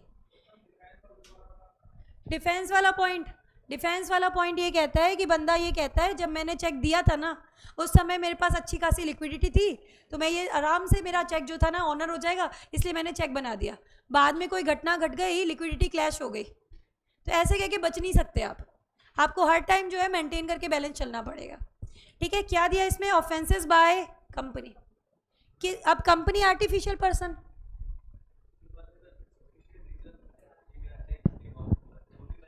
हाँ लगेगी, पेनल्टी लगेगी। यहाँ बहुत स्ट्रिक्ट रूल्स है।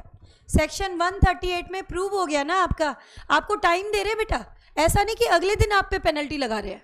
आपको पहले बोला हम जैसे ही डिसऑनर हुआ हम क्या करेंगे, हम आपको बताएंगे विद इन 30 डेज।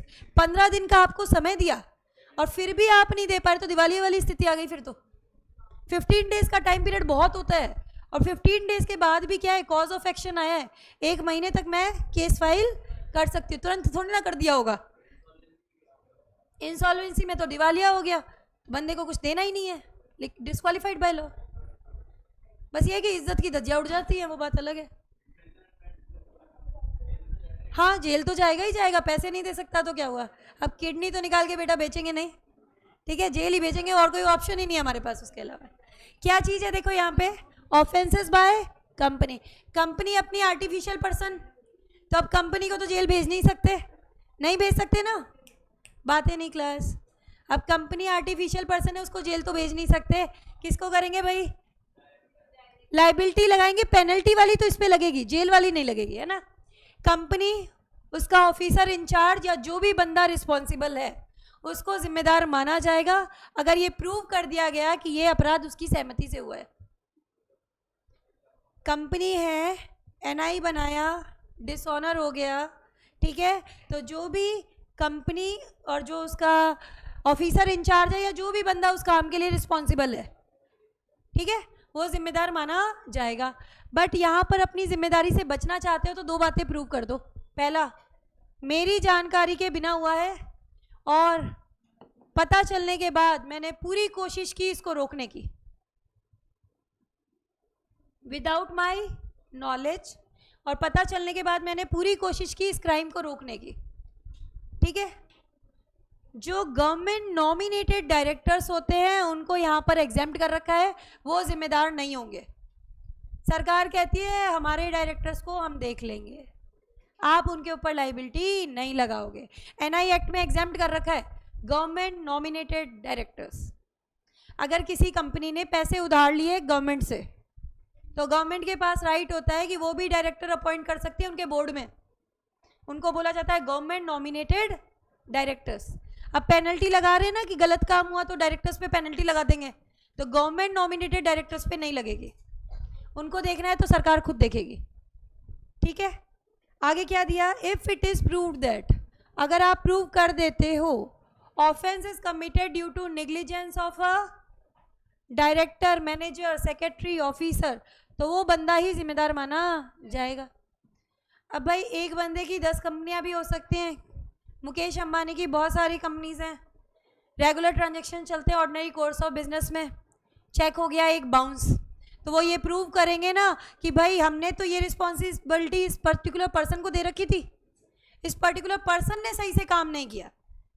अब जैसे होता है कि कंपनी में लीगल ऑफिसर की पोस्ट होती है, CS विद LLB उस पर अपॉइंट करते हैं अपन। अब उस केस में क्या होता है, कंपनी ने लॉ को फॉलो नहीं किया तो कंपनी के डायरेक्टर्स वगैरह सारे पल्ले झाड़ लेंगे, क्या बोलेंगे, देखो हमने तो कंप्लायंस ऑफिसर अपॉइंट कर रखा है, सैलरी दे रहे हो उसको इस काम की, वो जिम्मेदार है, क्योंकि उसका काम ही क्या है लीगल ऑफिसर का कि ये चेक करे कि लॉस फॉलो हो रहे हैं या नहीं हो रहे। तो आपने एक बंदे को अथॉरिटी दे रखी है तो काम सही नहीं हुआ तो उसको पकड़ लेंगे, ठीक है। Cognizance of offence, cognizance of offence मतलब ऑफेंस की सुनवाई, उनकी ट्रायल कोर्ट में जो होता है ना, कंप्लेन होनी चाहिए अगर हम कर रहे हैं किसी ऑफेंस की तो वो होनी चाहिए राइटिंग में। नो कोर्ट इन्फीरियर टू, इनसे नीचे वाले कोर्ट इसकी सुनवाई का अधिकार नहीं रखते। कौन से कोर्ट, कम से कम कितना होना चाहिए, MMJM, metropolitan magistrate, judicial magistrate first class, इनसे नीचे वाले कोर्ट के पास NI के मैटर्स में सुनवाई का अधिकार नहीं है। Judicial magistrate first class, metropolitan magistrate, इनके पास सुनवाई का अधिकार है। कंप्लेन होनी चाहिए राइटिंग में। कौन कंप्लेन कर सकता है, पेई या फिर HDC, कितने समय में, 1 month of cause of action. याद करो सेक्शन 138, 30 दिन के अंदर नोटिस दो, 15 दिन में पे करेगा, नहीं किया तो उसके 1 महीने में केस फाइल कर सकते हो, नहीं पे किया तो cause of action with in 1 month you can file a case, ठीक है। समझ आई चीज की नहीं आई बताओ। आपसे पूछ सकता है MCQ में, no court inferior to what, metropolitan magistrate और judicial magistrate first class is having the power to listen to a case of NI। समझ आई चीज की नहीं आई बताओ। इससे नीचे का कोर्ट सुनवाई नहीं करेगा। कंप्लेन होनी चाहिए राइटिंग में। कौन कर सकता है कंप्लेन, पेई और होल्डर इन ड्यू कोर्स, कितने समय में, 1 month of cause of action.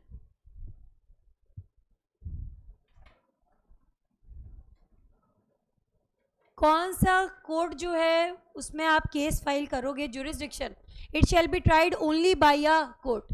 अब इसमें क्या लिखा है, the cheque is delivered for collection through an account, account के थ्रू कलेक्ट करने के लिए चेक आया और वो बाउंस हुआ है, तो कहां पर करोगे, जहां पर पेई का बैंक अकाउंट है। अगर अकाउंट के थ्रू कलेक्शन आया था चेक करने के लिए तो क्या करेंगे, जहां पेई का अकाउंट है, और अगर प्रेजेंट हुआ है अदरवाइज तो जहां पर ड्रॉर का बैंक अकाउंट है। पढ़ो भाई से एक बार, चेक बाउंस हुआ, केस फाइल करना चाहते हो, सेक्शन 138 में कौन से कोर्ट में करोगे ये बोला जा रहा है। अगर आपका चेक डिलीवर हुआ है for collection through an account तब तो हम उसकी सुविधा देखेंगे जिसके पेई की सुविधा देखेंगे, तो पेई का बैंक अकाउंट है, ठीक है, where the branch of the payee in which he maintain account is situated. दूसरी तरफ अगर अदरवाइज हुआ है तो फिर ड्रॉअर की सहूलियत देखी जाएगी, branch of the drawing bank where the drawer maintains the account, जहां पर ड्रॉअर का अकाउंट है। पेई जिसको पैसे मिलने थे, जो केस फाइल कर रहा है कि मुझे पैसे नहीं मिले, कंप्लेनेंट एक तरीके से प्लेंटिफ और एक तरीके से डिफेंडेंट, ठीक है। अकाउंट के थ्रू एप्लीकेशन गई तो जहां प्लेंटिफ का बैंक अकाउंट है, और वहां गई तो जहां डिफेंडेंट का बैंक अकाउंट है, उसके हिसाब से देख लिया इन्होंने। हर ऑफेंस क्या होगा, एमसीक्यू में पूछ ले तो compoundable, every offence will be compoundable.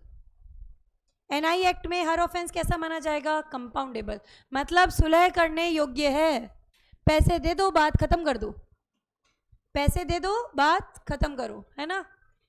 अब यहाँ क्या आ रहा है, validation of transfer of pending cases. देखो कैसे है, दो कंपनीज हैं, विप्रो, टीसीएस, दोनों ही कंपनीज हमारी आईटी सेक्टर में है। तो होता रहता है ना, कभी इन्होंने इनका एम्प्लॉय तोड़ लिया, इन्होंने इनका एम्प्लॉय तोड़ लिया, ये चल गया, आपने हमारा पेटेंट जो है वो ब्रिंच किया है, वगैरह वगैरह, डिस्प्यूट्स चलती रहती हैं। अब इनके खिलाफ, इन दोनों के खिलाफ अलग अलग कोर्ट में बहुत सारे केसेस चल रहे हैं। देखो सबसे पहले केस फाइल हुआ दिल्ली में, फिर जयपुर में, फिर बॉम्बे में, फिर बरेली में, इस तरीके से सपोज करो अहमदाबाद, कई जगह इनके केसेस फाइल्ड है, अलग अलग जगह। तो अब क्या बोलते हैं कि भाई हर जगह बंदा भेजो, हर जगह कोर्ट को परेशान करो, तो क्या बोलेंगे, तुम्हारे सारे केसेस हम एक जगह ट्रांसफ़र कर देंगे, लेकिन किस जगह करेंगे, जहां पर पहला केस फाइल हुआ था, यानी कि दिल्ली। समझ आई चीज़। इसको क्या क्या रखा है, validation for transfer of pending cases. दो पार्टीज़ के बीच में, प्लेंटिव डिफेंडेंट के बीच में बहुत सारे केसेस हैं, अलग अलग कोर्ट्स में हैं, तो सबको एक जगह ट्रांसफ़र कर देंगे अपन, सबको एक जगह ट्रांसफ़र कर देंगे। कहाँ पर, जहाँ पहला केस फाइल हुआ था। देखो क्या लिखा है, more than one case filed by the same payee against the same drawer in different court, अलग अलग कोर्ट में, case will be transfer to the court before which the first case was filed. अपने example में दिल्ली वाला, सबसे पहला case कहाँ file हुआ, दिल्ली। अब मान लो इनके अगेंस्ट दिल्ली में आपने सारे केसेस ट्रांसफ़र कर दिए, उसके बाद एक नया केस फाइल हुआ, तो automatically it will be transfer to Delhi. नया केस भी आएगा तो ऑटोमेटिकली कहाँ ट्रांसफर हो जाएगा, दिल्ली वाले में। समझ आ गई चीज़ की नहीं है, बताओ। इससे कोर्ट का भी टाइम बचा, पार्टीज का भी टाइम बचा, लेकिन कहाँ ट्रांसफर होगा, जहाँ पहला केस फाइल हुआ था, where the first case was filed, वहाँ होगा transfer. Power of court to try cases summarily, summary मतलब शॉर्ट में सुनेंगे और केस का निपटारा कर देंगे, ठीक है। लेकिन इसके लिए ज़रूरी चीज़ क्या है, कौन करेगा ट्राई, अभी अभी आपने पढ़ा, metropolitan magistrate, judicial magistrate first class, इनसे नीचे वाले मैजिस्ट्रेट्स के पास सुनवाई का अधिकार नहीं है, ठीक है। छोटे लेवल के ऑफेंस होते हैं, वहीं पे समरी ट्रायल हो सकता है। समरी ट्रायल मतलब 6 महीने के अंदर मामले को निपटा दो, इससे ज़्यादा समय नहीं लगना चाहिए। छोटे लेवल के क्राइम है, मतलब जहाँ जेल 1 साल से कम की होती है और जुर्माना 5,000 से कम का लगता है, तो वहाँ पर स्पीडी ट्रायल होगा, मतलब जल्दी सुनवाई की जाएगी, तुरंत डिसीजन आएगा। अब वो तुरंत भी देखो कितना कम है, 6 महीने। समरी ट्रायल में क्या है, टाइम पीरियड 6 मंथ्स। मतलब इससे पता चलता है कि लड़ते लड़ते पुश्ते मर जाती है, डिसीजन नहीं आता। 6 महीने को तो ये बेचारे कम मान रहे हैं कि बहुत कम है, ये तो 6 मंथ के अंदर तुम्हारा डिसीजन आ जाएगा, तो बहुत खुश रहो। It is speedy trial, speedy trial. तो आप सोच सकते हो कि कैसे डिसीजन आते होंगे रियलिटी में, है? बोला ना, लड़ते लड़ते पुश्ते मर जाती हैं और डिसीजन नहीं आते, स्पीडी ट्रायल बोलते हैं इसको। Power to direct interim compensation, section 138 की पेनल्टी लगाने के लिए कोर्ट में केस फाइल कर दिया। जुडिशियल मैजिस्ट्रेट फर्स्ट क्लास और मेट्रोपॉलिटन मैजिस्ट्रेट के पास सुनवाई का अधिकार है।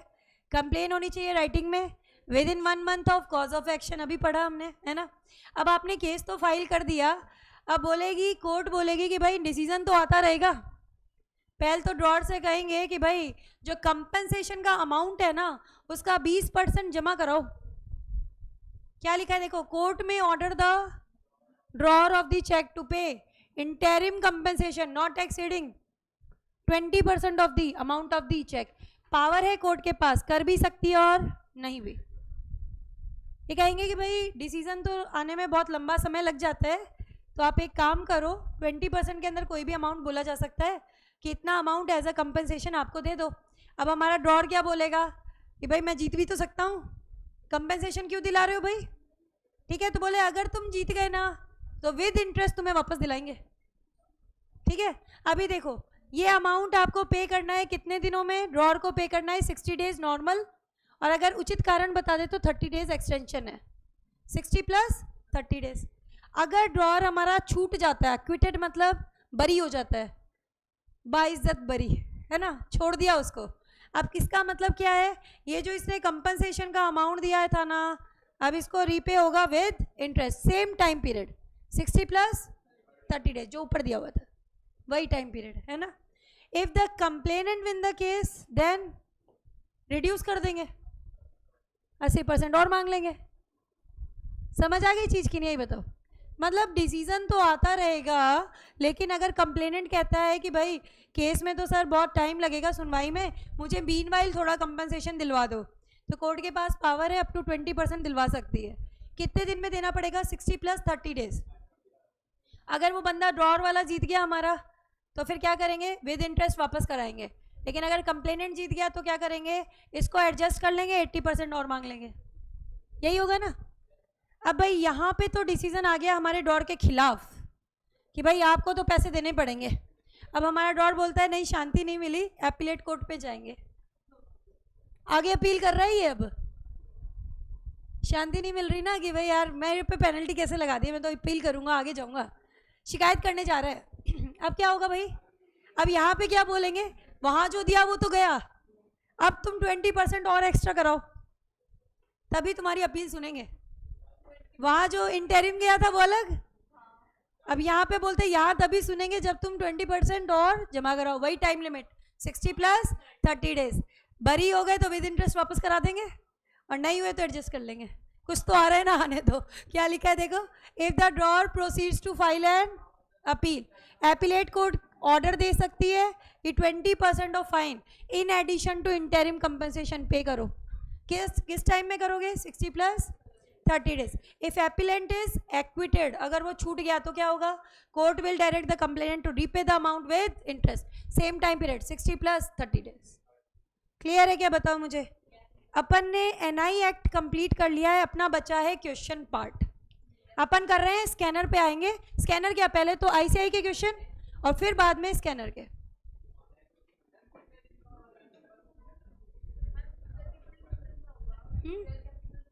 नहीं मैंने मान रखा है उसको 8 आवर्स, बड़ा चैप्टर है ना, तो 4 डेज मान के चल रही हूँ मैं उसके। हो सकता है पहले हो जाए तो बी हैप्पी। संडे को नहीं होगी ना, सैटरडे संडे सेमिनार की वजह से छुट्टी है ना। हाँ पार्टी आप लोग ले लेना लास्ट डे अभी अभी चाहिए ना, चलो। अच्छा अभी देखो एक बार तो आईसीआई बुक निकालेंगे।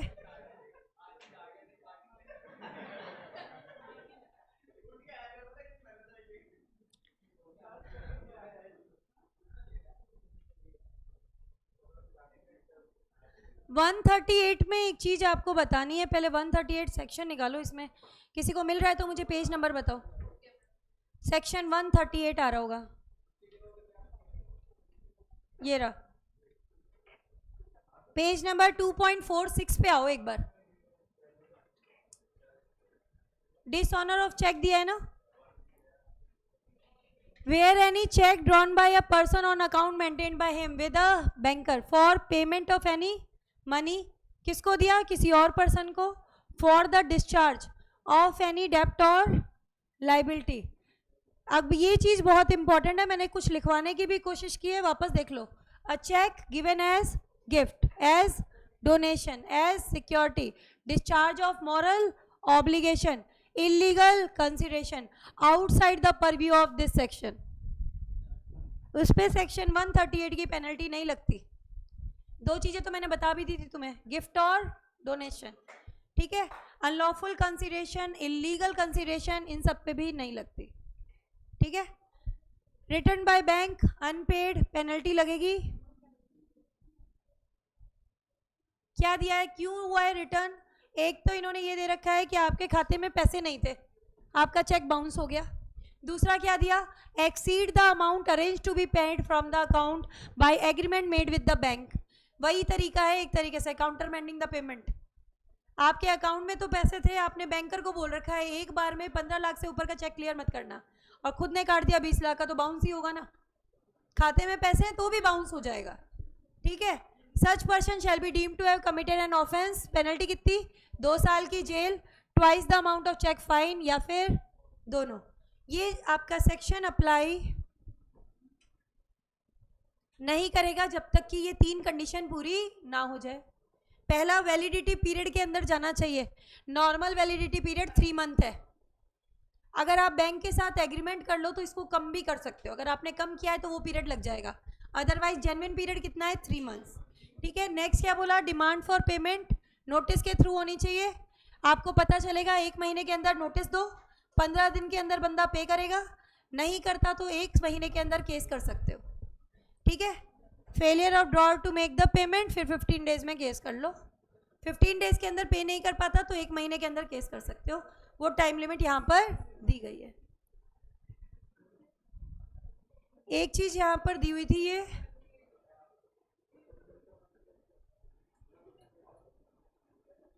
सेक्शन 139 का पढ़ना एक बार। Where a check is dishonored, it will be presumed that the holder of check received the check of the nature in the section for the discharge in whole or part of any debt or liability। अगर उसको ये check मिला है किसी gift या donation के रूप में तो यहाँ पर कोई भी एक तरीके से लाइबिलिटी नहीं आती। हम ये मान के चलेंगे, प्रिजम्पशन ये कहती है हमारी कि हर चेक जो है वो किसके लिए बना है, फॉर कंसिडरेशन। अगर दूसरी बंदे को तकलीफ है तो उसको क्या करना पड़ता है, प्रूव करना पड़ता है। डिफेंस हम ले चुके हैं। ये वाला एग्जाम्पल जो है ना, इसकी एक बार रीडिंग ज़रूर लगा लेना, एज अ होमवर्क दे रही हूँ। इसके अंदर यही दिया हुआ है कि अगर आपने अपने बैंकर को इंस्ट्रक्शन दिया कि आप जो है पेमेंट मत करना, काउंटर मैंडेड द पेमेंट, तो भी सेक्शन 138 की पेनल्टी लगती है। नहीं, अभी नहीं कर सकते इतनी जल्दी तो अब आ जाओ सीधे क्वेश्चन पे। इतना यहाँ से करना था, बाकी हम करेंगे आईसीआई के पीछे के क्वेश्चन। देखो कौन कौन से कर चुके हैं। फर्स्ट कर लिया था ना, सेकंड हो गया था, थर्ड हो गया था, फोर्थ हो गया था, फिफ्थ, सिक्स नहीं हुआ तो अब पढ़ लो, क्योंकि अब ये हो चुका है आपका। पढ़ो इसे एक बार, ये आपके मेन एग्जाम का भी क्वेश्चन है, कंपाइलर में भी आएगा।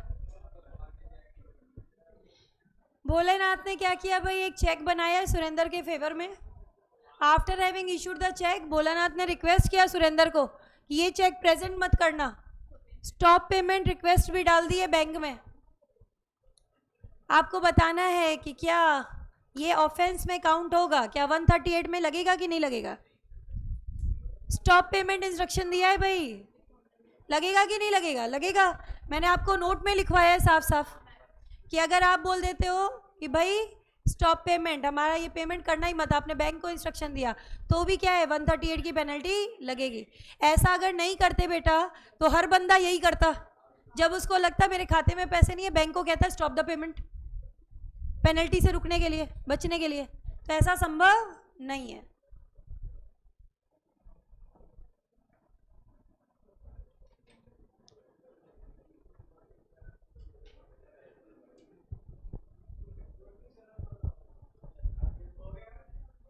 इसका यहाँ पे देखो, यहाँ से एक बार पढ़ना। Once a check is issued by the drawer A presumption under section 139 merely because the drawer issues a notice after that to the drawee to the bank to stop the payment. It will not preclude a action under section 138. सिर्फ इस वजह से कि उसने stop payment का instruction दे दिया 138 की penalty से बच नहीं सकता. क्या कुछ नहीं बनाया तुम उसको मत देखो. अकॉर्डिंगली इसको याद अच्छे से करके जाना. इस पे ही लगा है तुम्हारा कॉन्सेप्ट. नहीं मेरा सही नहीं है. His request of stop payment constitute an offense under the provision of NI Act. ठीक है. फिर 140 का डिफेंस भी दे रखा है इसमें कि वो ये नहीं कह सकता कि भाई मेरे पास रीज़न नहीं था बिलीव करने का जब मैंने चेक जारी किया था कि ये डिसऑनर हो जाएगा. ये दोनों बातें कहकर आप बच नहीं सकते. ये दोनों चीज़ें आपको दे के आनी पड़ेंगी. नॉर्मल पेनल्टी तो दोगे ही दोगे, इसके साथ ये दे के आना पड़ेगा. मुरलीधरन अपन कर चुके थे. मुरलीधरन के बाद में 8th करना बाकी था सिर्फ. और ये वैसे हम कर चुके. देखो क्या थ्योरी क्वेश्चन है. किन सर्कमस्टेंसेस में बिल डिसऑनर होगा बाय नॉन एक्सेप्टेंस, अभी पढ़े थे. फिर बोला है कि कॉन्सिक्वेंस क्या होंगे. पेनल्टी बता देना 138 की 2 साल की जेल, twice the amount of cheque और बोथ. तो वही चीज को कंबाइन करके एक क्वेश्चन बनाया है. और ये अपन कर चुके हैं. नहीं उसमें क्वेश्चन बेटा मेरे को कट करवाने हैं कंपाइलर के, वरना तुम सारे तो कर नहीं सकते उसके. अब तुम आना एक बार शुरू से देखो. काफ़ी कुछ किए हुए मिलेंगे. ICI के क्वेश्चन भी आएंगे. टोटल कितने करने हैं? 17 क्वेश्चन है आई थिंक करने हैं, जो बाकी कट जाएंगे. क्वेश्चन नंबर 1 ऑलरेडी हो चुका है. ICI से किया था. 1 छोड़ दो. सेकंड हो चुका है अभी अभी किया भोलेनाथ वाला. थर्ड मैच्योरिटी वाले रूल्स है, रीडिंग लगा लेना. समझा मैंने दिए तुम्हें. एक बुक में भी था ICI में मैच्योरिटी का प्रैक्टिकल. मुरलीधरन अपन कर चुके हैं है ना. S वेंकटेश मैंने कटवाया है. माइनर की पोजीशन वाला हट गया है. उसके बाद में क्या दिया है? Circumstances bill will be dishonoured by non acceptance. अभी किया ICI में, अभी किया था ना. ठीक है. 7, 8, 9 3 आपके कटेंगे. काटो. 7, 8, 9 3 क्वेश्चन लगातार कटेंगे. 7 काटो, 8 काटो. नोटिंग प्रोटेस्ट हट गया. और ये आपका विदाउट कंसिडरेशन वाला भी कोर्स में नहीं है. सीधे आ जाओ 10 नंबर क्वेश्चन पे. अब मुझे ये पढ़ के इसका आंसर बताओ. Bill of exchange was made without mentioning any time. और आपने इसमें क्या लिख दिया? On demand. अब बोलो मटीरियल अल्ट्रेशन है या नहीं है? It is not a material alteration. याद आ रहा है? मैंने आपको बताया भी था इस पे क्वेश्चन आता है. सेक्शन नंबर याद कर सको तो कर लेना. 89 it is not a material alteration since a bill of exchange जहाँ टाइम नहीं दिया हुआ है तो वो ऑलरेडी पेबल ऑन डिमांड होता है. तो आपने ऑन डिमांड लिख दिया तो कोई बड़ा इंपॉर्टेंट काम नहीं किया. No material alteration. अच्छा एक चीज़ बताओ. बिल ड्रॉन है फिक्टिशियस नेम पे. ड्रॉर का जो है सिग्नेचर फिक्टिशियस है. कल एक एग्जाम्पल दिया था, याद आओ. मेरी बचपन से ख्वाहिश थी मेरा नाम अंजलि हो. याद है? मैंने क्या किया? अंजलि के नाम से साइन किया, फिर एंडोर्स किया था. याद आ रहा है? और फिर मैंने यहाँ पे भी जो सिग्नेचर किए थे वो किसके नाम से कर दिए? अंजलि के नाम से. सिर्फ एक रिक्वायरमेंट पूरी करनी है कि जो मेरे सिग्नेचर यहाँ आ रहे हैं वो यहाँ भी आने चाहिए. HDC will get good title. पढ़ा था नहीं पढ़ा था? तो वही चीज़ यहाँ पर दिया हुआ है. आपको यहाँ पे पूछा है होल्डर इन ड्यू कोर्स है, फिक्टिशियस बिल है. आपको अच्छी ओनरशिप ट्रांसफर होल्डर को होगी या नहीं होगी. HDC will get good title. उसका प्रिविलेज याद करो. सेकंड नंबर का फिक्टिशियस बिल है. इन case of fictitious bill the HDC holder in due course will get good title. ठीक है. इसका आंसर पार्ट रीड आउट करो एक बार, छोटा सा एक बार पढ़ लो. ये करके जाना ये वाला. सेक्शन नंबर 42 क्या कहता है हमारा? Bill of exchange is drawn payable to the drawer order in a fictitious name is endorsed by the same hand as the drawer signature. मतलब जो सिग्नेचर आगे आ रहे हैं वही सिग्नेचर कहाँ आ रहे हैं? पीछे आ रहे हैं. मेरे दोनों जगह साइन सेम होने चाहिए. It is not permissible for acceptor to allege against holder in due course that the bill is fictitious. वो ये नहीं कह पाएगा एक्सेप्टर कि बिल फिक्टिशियस है, मुझे पे करने की जरूरत नहीं है, करना तो पड़ेगा, ठीक है। Accordingly instant case B can not avoid the payment by raising the plea that drawer C is fictitious, only condition is that signature of C as drawer and as endorser should be in same hand writing. बताया था ना, दोनों जगह sign मेरे same आने चाहिए तो ये मुझे प्रिविलेज मिलेगा, अदरवाइज नहीं मिलेगा। एक्सेप्टर ये कह करके बच नहीं सकता कि ड्रॉर फिक्टिशियस है, उसको पे करना पड़ेगा। HTC will get good title.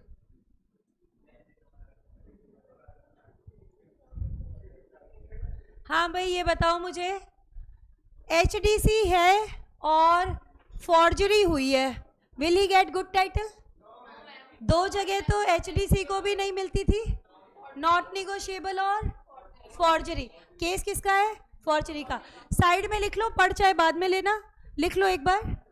In case of forgery, in case of forgery even HDC, in case of forgery even HDC does not get good title.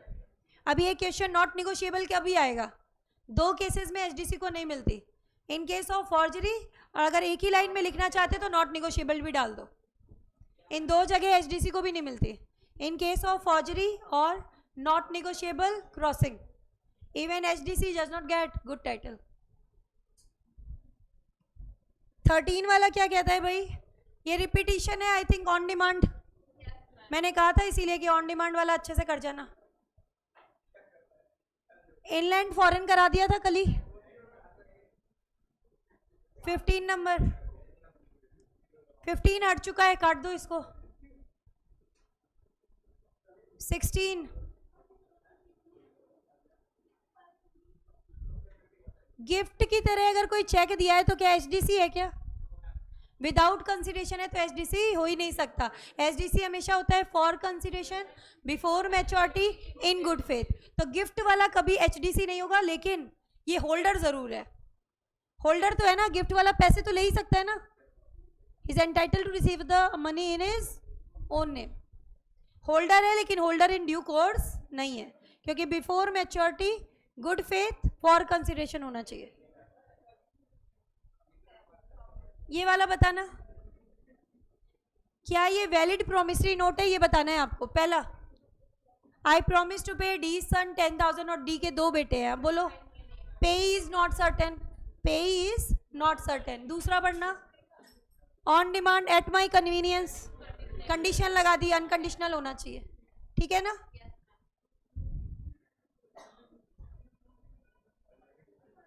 Promissory note is not payable to bearer पढ़ा था।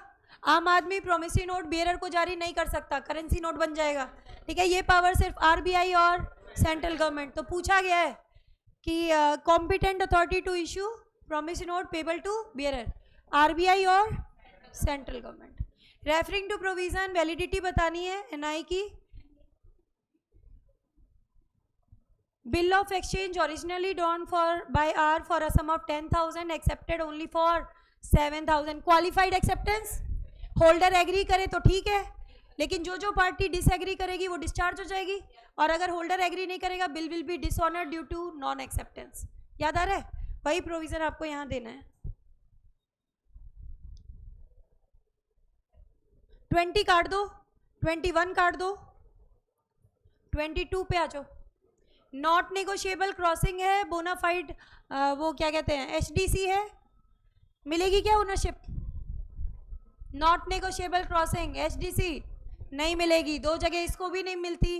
अभी पढ़ा था forgery और not negotiable, ये not negotiable है।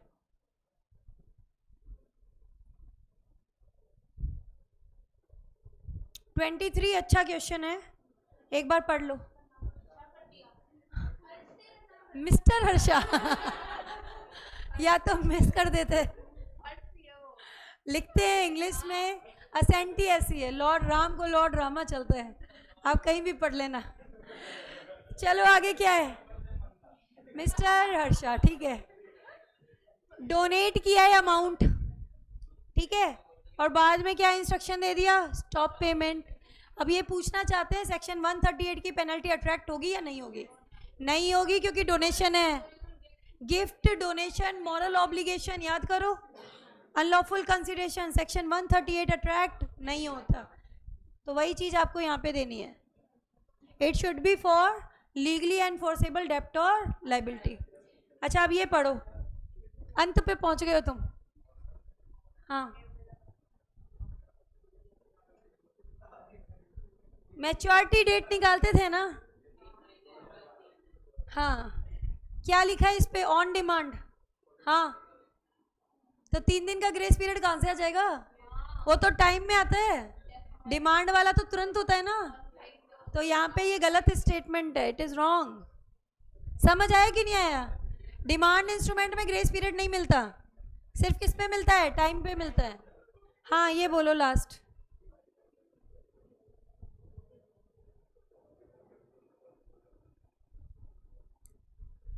जिस party को जिम्मेदार ठहराना चाहते हो उसको नोटिस ऑफ डिसऑनर देना पड़ता है, सिवाय उस प्राइमरी लाइबल पार्टी के, मतलब मेकर, एक्सेप्टर, ड्रॉई, इनको तो नहीं देना ना। तो यहाँ किसको नहीं दे रहा है? A holder gives notice of dishonour to all the parties except the acceptor, तो कोई दिक्कत नहीं है, वो तो प्राइमरी लाइबल पार्टी है। क्या लिखा हुआ है इसके अंदर देखो, a holder gives notice of dishonour bill to all the parties except the acceptor, drawer claims that he is discharge from his liability, नहीं हो सकता भाई। As the holder fails to give notice, section 93 हमारा कहता है notice of dishonour must be given by holder to all the parties other than maker, acceptor, drawee from whom the holder seeks to make liable, मतलब primary liable वालों को देने की जरूरत नहीं होती, तो नहीं भी दिया तो भी ये लाइबल है, ये अपनी लाइबिलिटी से बच नहीं सकते। therefore the claim of the drawer that he is discharged from the liability on account of holders failure give notice is not valid, invalid। Clear है क्या? बताओ मुझे। NI act complete, on time completion.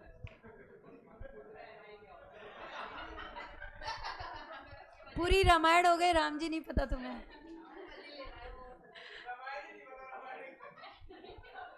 हाँ भाई बताओ मुझे, समझ आ गई चीज की नहीं आई? बताओ मुझे बेटा। अच्छे से कंप्लीट करा दिया है मैंने तुम्हें नेगोशिएबल इंस्ट्रूमेंट एक्ट। कोई डाउट है, कोई क्वेरी है तो पूछ सकते हो।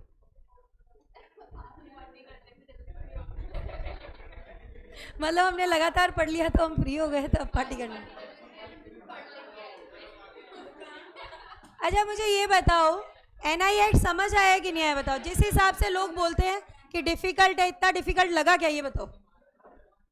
आप अगर कॉन्सेप्चुअली देखोगे तो ये इतना डिफिकल्ट नहीं है। ICI की जो लैंग्वेज है ना वो थोड़ी सी हार्ड है, यहाँ पे ICI की लैंग्वेज थोड़ी सी हार्ड है, तो आप एक टारगेट करना, नोट से तो कर ही लो, क्लास बातें नहीं, नोट से तो कर ही लो। सुन ले मेरी बात भी, फिर वो साइड वाले तेरी भी सुन लेंगे।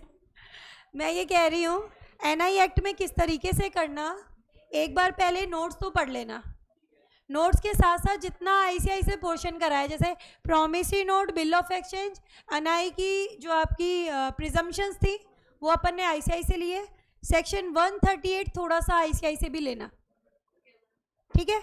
बाकी नोट से कर लो, साथ में क्या करना है, ICI के बैक साइड वाले क्वेश्चंस ले लो, हो जाएंगे, और फिर कंपाइलर के जो क्वेश्चन आपको बताए ना उसके अकॉर्डिंग ले लो। कर लोगे इतना? इस पे कमांड लेके जाना इतने पे कि इनमें से कोई आ जाए ना तो आपका बिल्कुल भी गलत नहीं होना चाहिए, ठीक है? तो NI एक्ट इस तरीके से कवर करना। इंटरप्रिटेशन अपन ले चुके हैं, GCA अपन ले चुके हैं। GCA और इंटरप्रिटेशन में भी सेम टारगेट रखना, पहले नोट्स को टारगेट करो, फिर उसके बाद में आपको क्वेश्चंस करने बेटा, क्वेश्चंस करके जाना यहाँ पर कंपाइलर वाले, क्योंकि हम क्या है, हम बिल्कुल ICI जो है ना वर्ड बाय वर्ड तो यहाँ कर नहीं रहे, तो हम कम से कम उनको तो टारगेट करें ना जो हमारे पास्ट एग्जाम के क्वेश्चन है। छोड़ा हमने कुछ भी नहीं है, बस अपन को अपनी लैंग्वेज में अपन ने लिखा है, ICI की टफ वाली लैंग्वेज स्किप करने की कोशिश की है, ठीक है? तो जो क्वेश्चन हमारे आए हुए हैं उनको टारगेट कर लो, पास्ट एग्जाम के क्वेश्चन को पहले करो अलॉन्ग विद ICI, और उसके बाद में क्या करना, आपको नेक्स्ट वाले टेस्ट में टाइम मिले तो फिर MTP RTP पे जाना। NI एक्ट में MTP RTP पे मत जाना, क्यों? क्योंकि काफ़ी पोर्शन हटा था ना बीच में, तो आपको पता नहीं चलेगा कौन सा आपके कोर्स में है, कौन सा आपके कोर्स में नहीं है। तो NI तो जितना दिया है उतना करना है। ICI प्लस पास्ट एग्जाम जितने मैंने बोले, लेकिन इंटरप्रिटेशन और GCA में बाद में आप कोशिश करना कि RTP MTP भी देख लो, ठीक है ना। उसको कंपाइलर से पूरा कर जाना और इजीली आपका हो जाएगा। जहाँ तक है 99.99% उनमें से ही आपका फंसेगा। छोड़ा हमने कुछ भी नहीं है, ऐसा नहीं कि हमने कुछ टॉपिक लीव किया है ना। तो एग्जाम वाले क्वेश्चन को एक बार टारगेट कर लेना। अपना बचा क्या क्या बचा है वो देखो। अपना एक तो बचा है यूनिट बची हुई है कंपनीज की शेयर कैपिटल एंड डिबेंचर वाली बेटा, और एक जो हमारी यूनिट 1 है ना, यूनिट 1 में स्पेसिफाइड एक दो कॉन्सेप्ट बतानी है मुझे आपको। ज़्यादातर क्या होता है जो अपन चैप्टर्स करते हैं ना, तो साथ के साथ अपनी डेफिनेशंस कवर हो जाती है ना, लेकिन कुछ डेफिनेशन या कुछ क्वेश्चन, जैसे आपका वो आया था ना स्मॉल कंपनी वाला प्रोविज़न 2 करोड़ 20 करोड़, उसके अकॉर्डिंग ICI ने प्रैक्टिकल क्वेश्चन डाल रखा है। पहले होती थी 50 लाख 2 करोड़, फिर उसको 2 करोड़ और 20 करोड़ कर दिया। तो वो चेंज लिमिट के अकॉर्डिंग एक बार कराऊंगी उस क्वेश्चन को। यूनिट 1 से थोड़ा सा पोर्शन लेंगे और बाकी हमारी बची है यूनिट नंबर 4। ओवरऑल अपना बाकी सारा हो चुका है, इतना पोर्शन अपना पेंडिंग है, ठीक है। तो अपन कल से स्टार्ट करेंगे, 4th यूनिट करते हैं और 4th फिनिश हो जाएगी तो थोड़ा सा आइडिया 1st यूनिट है ना, जो ऐसा पोर्शन है जो बाकी चैप्टर्स के साथ पूरा नहीं हुआ, ठीक है। जैसे स्मॉल कंपनी वगैरह उसका कर लेंगे थोड़ा सा अपन, बाकी वो वही चैप्टर डेफिनेशन पूछता है जो हमारे ऑलरेडी आ चुकी है, चैप्टर्स में आ जाती है ना जो वही लेता है वो। कर लोगे यहाँ तक बताओ? चलो फिर अब कल करेंगे आगे।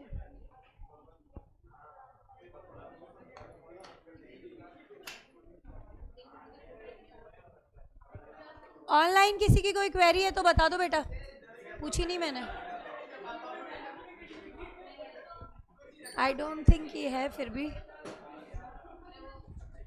श्रुति, देवांशु, चंद्र प्रकाश, कोई क्वेरी है बेटा किसी की तो बताओ मुझे, अदरवाइज नो क्वेरी टाइप कर दो एक बार।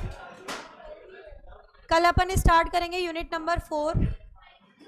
नोट्स ऑलरेडी आपके डाले हुए हैं बेटा, ठीक है। चलो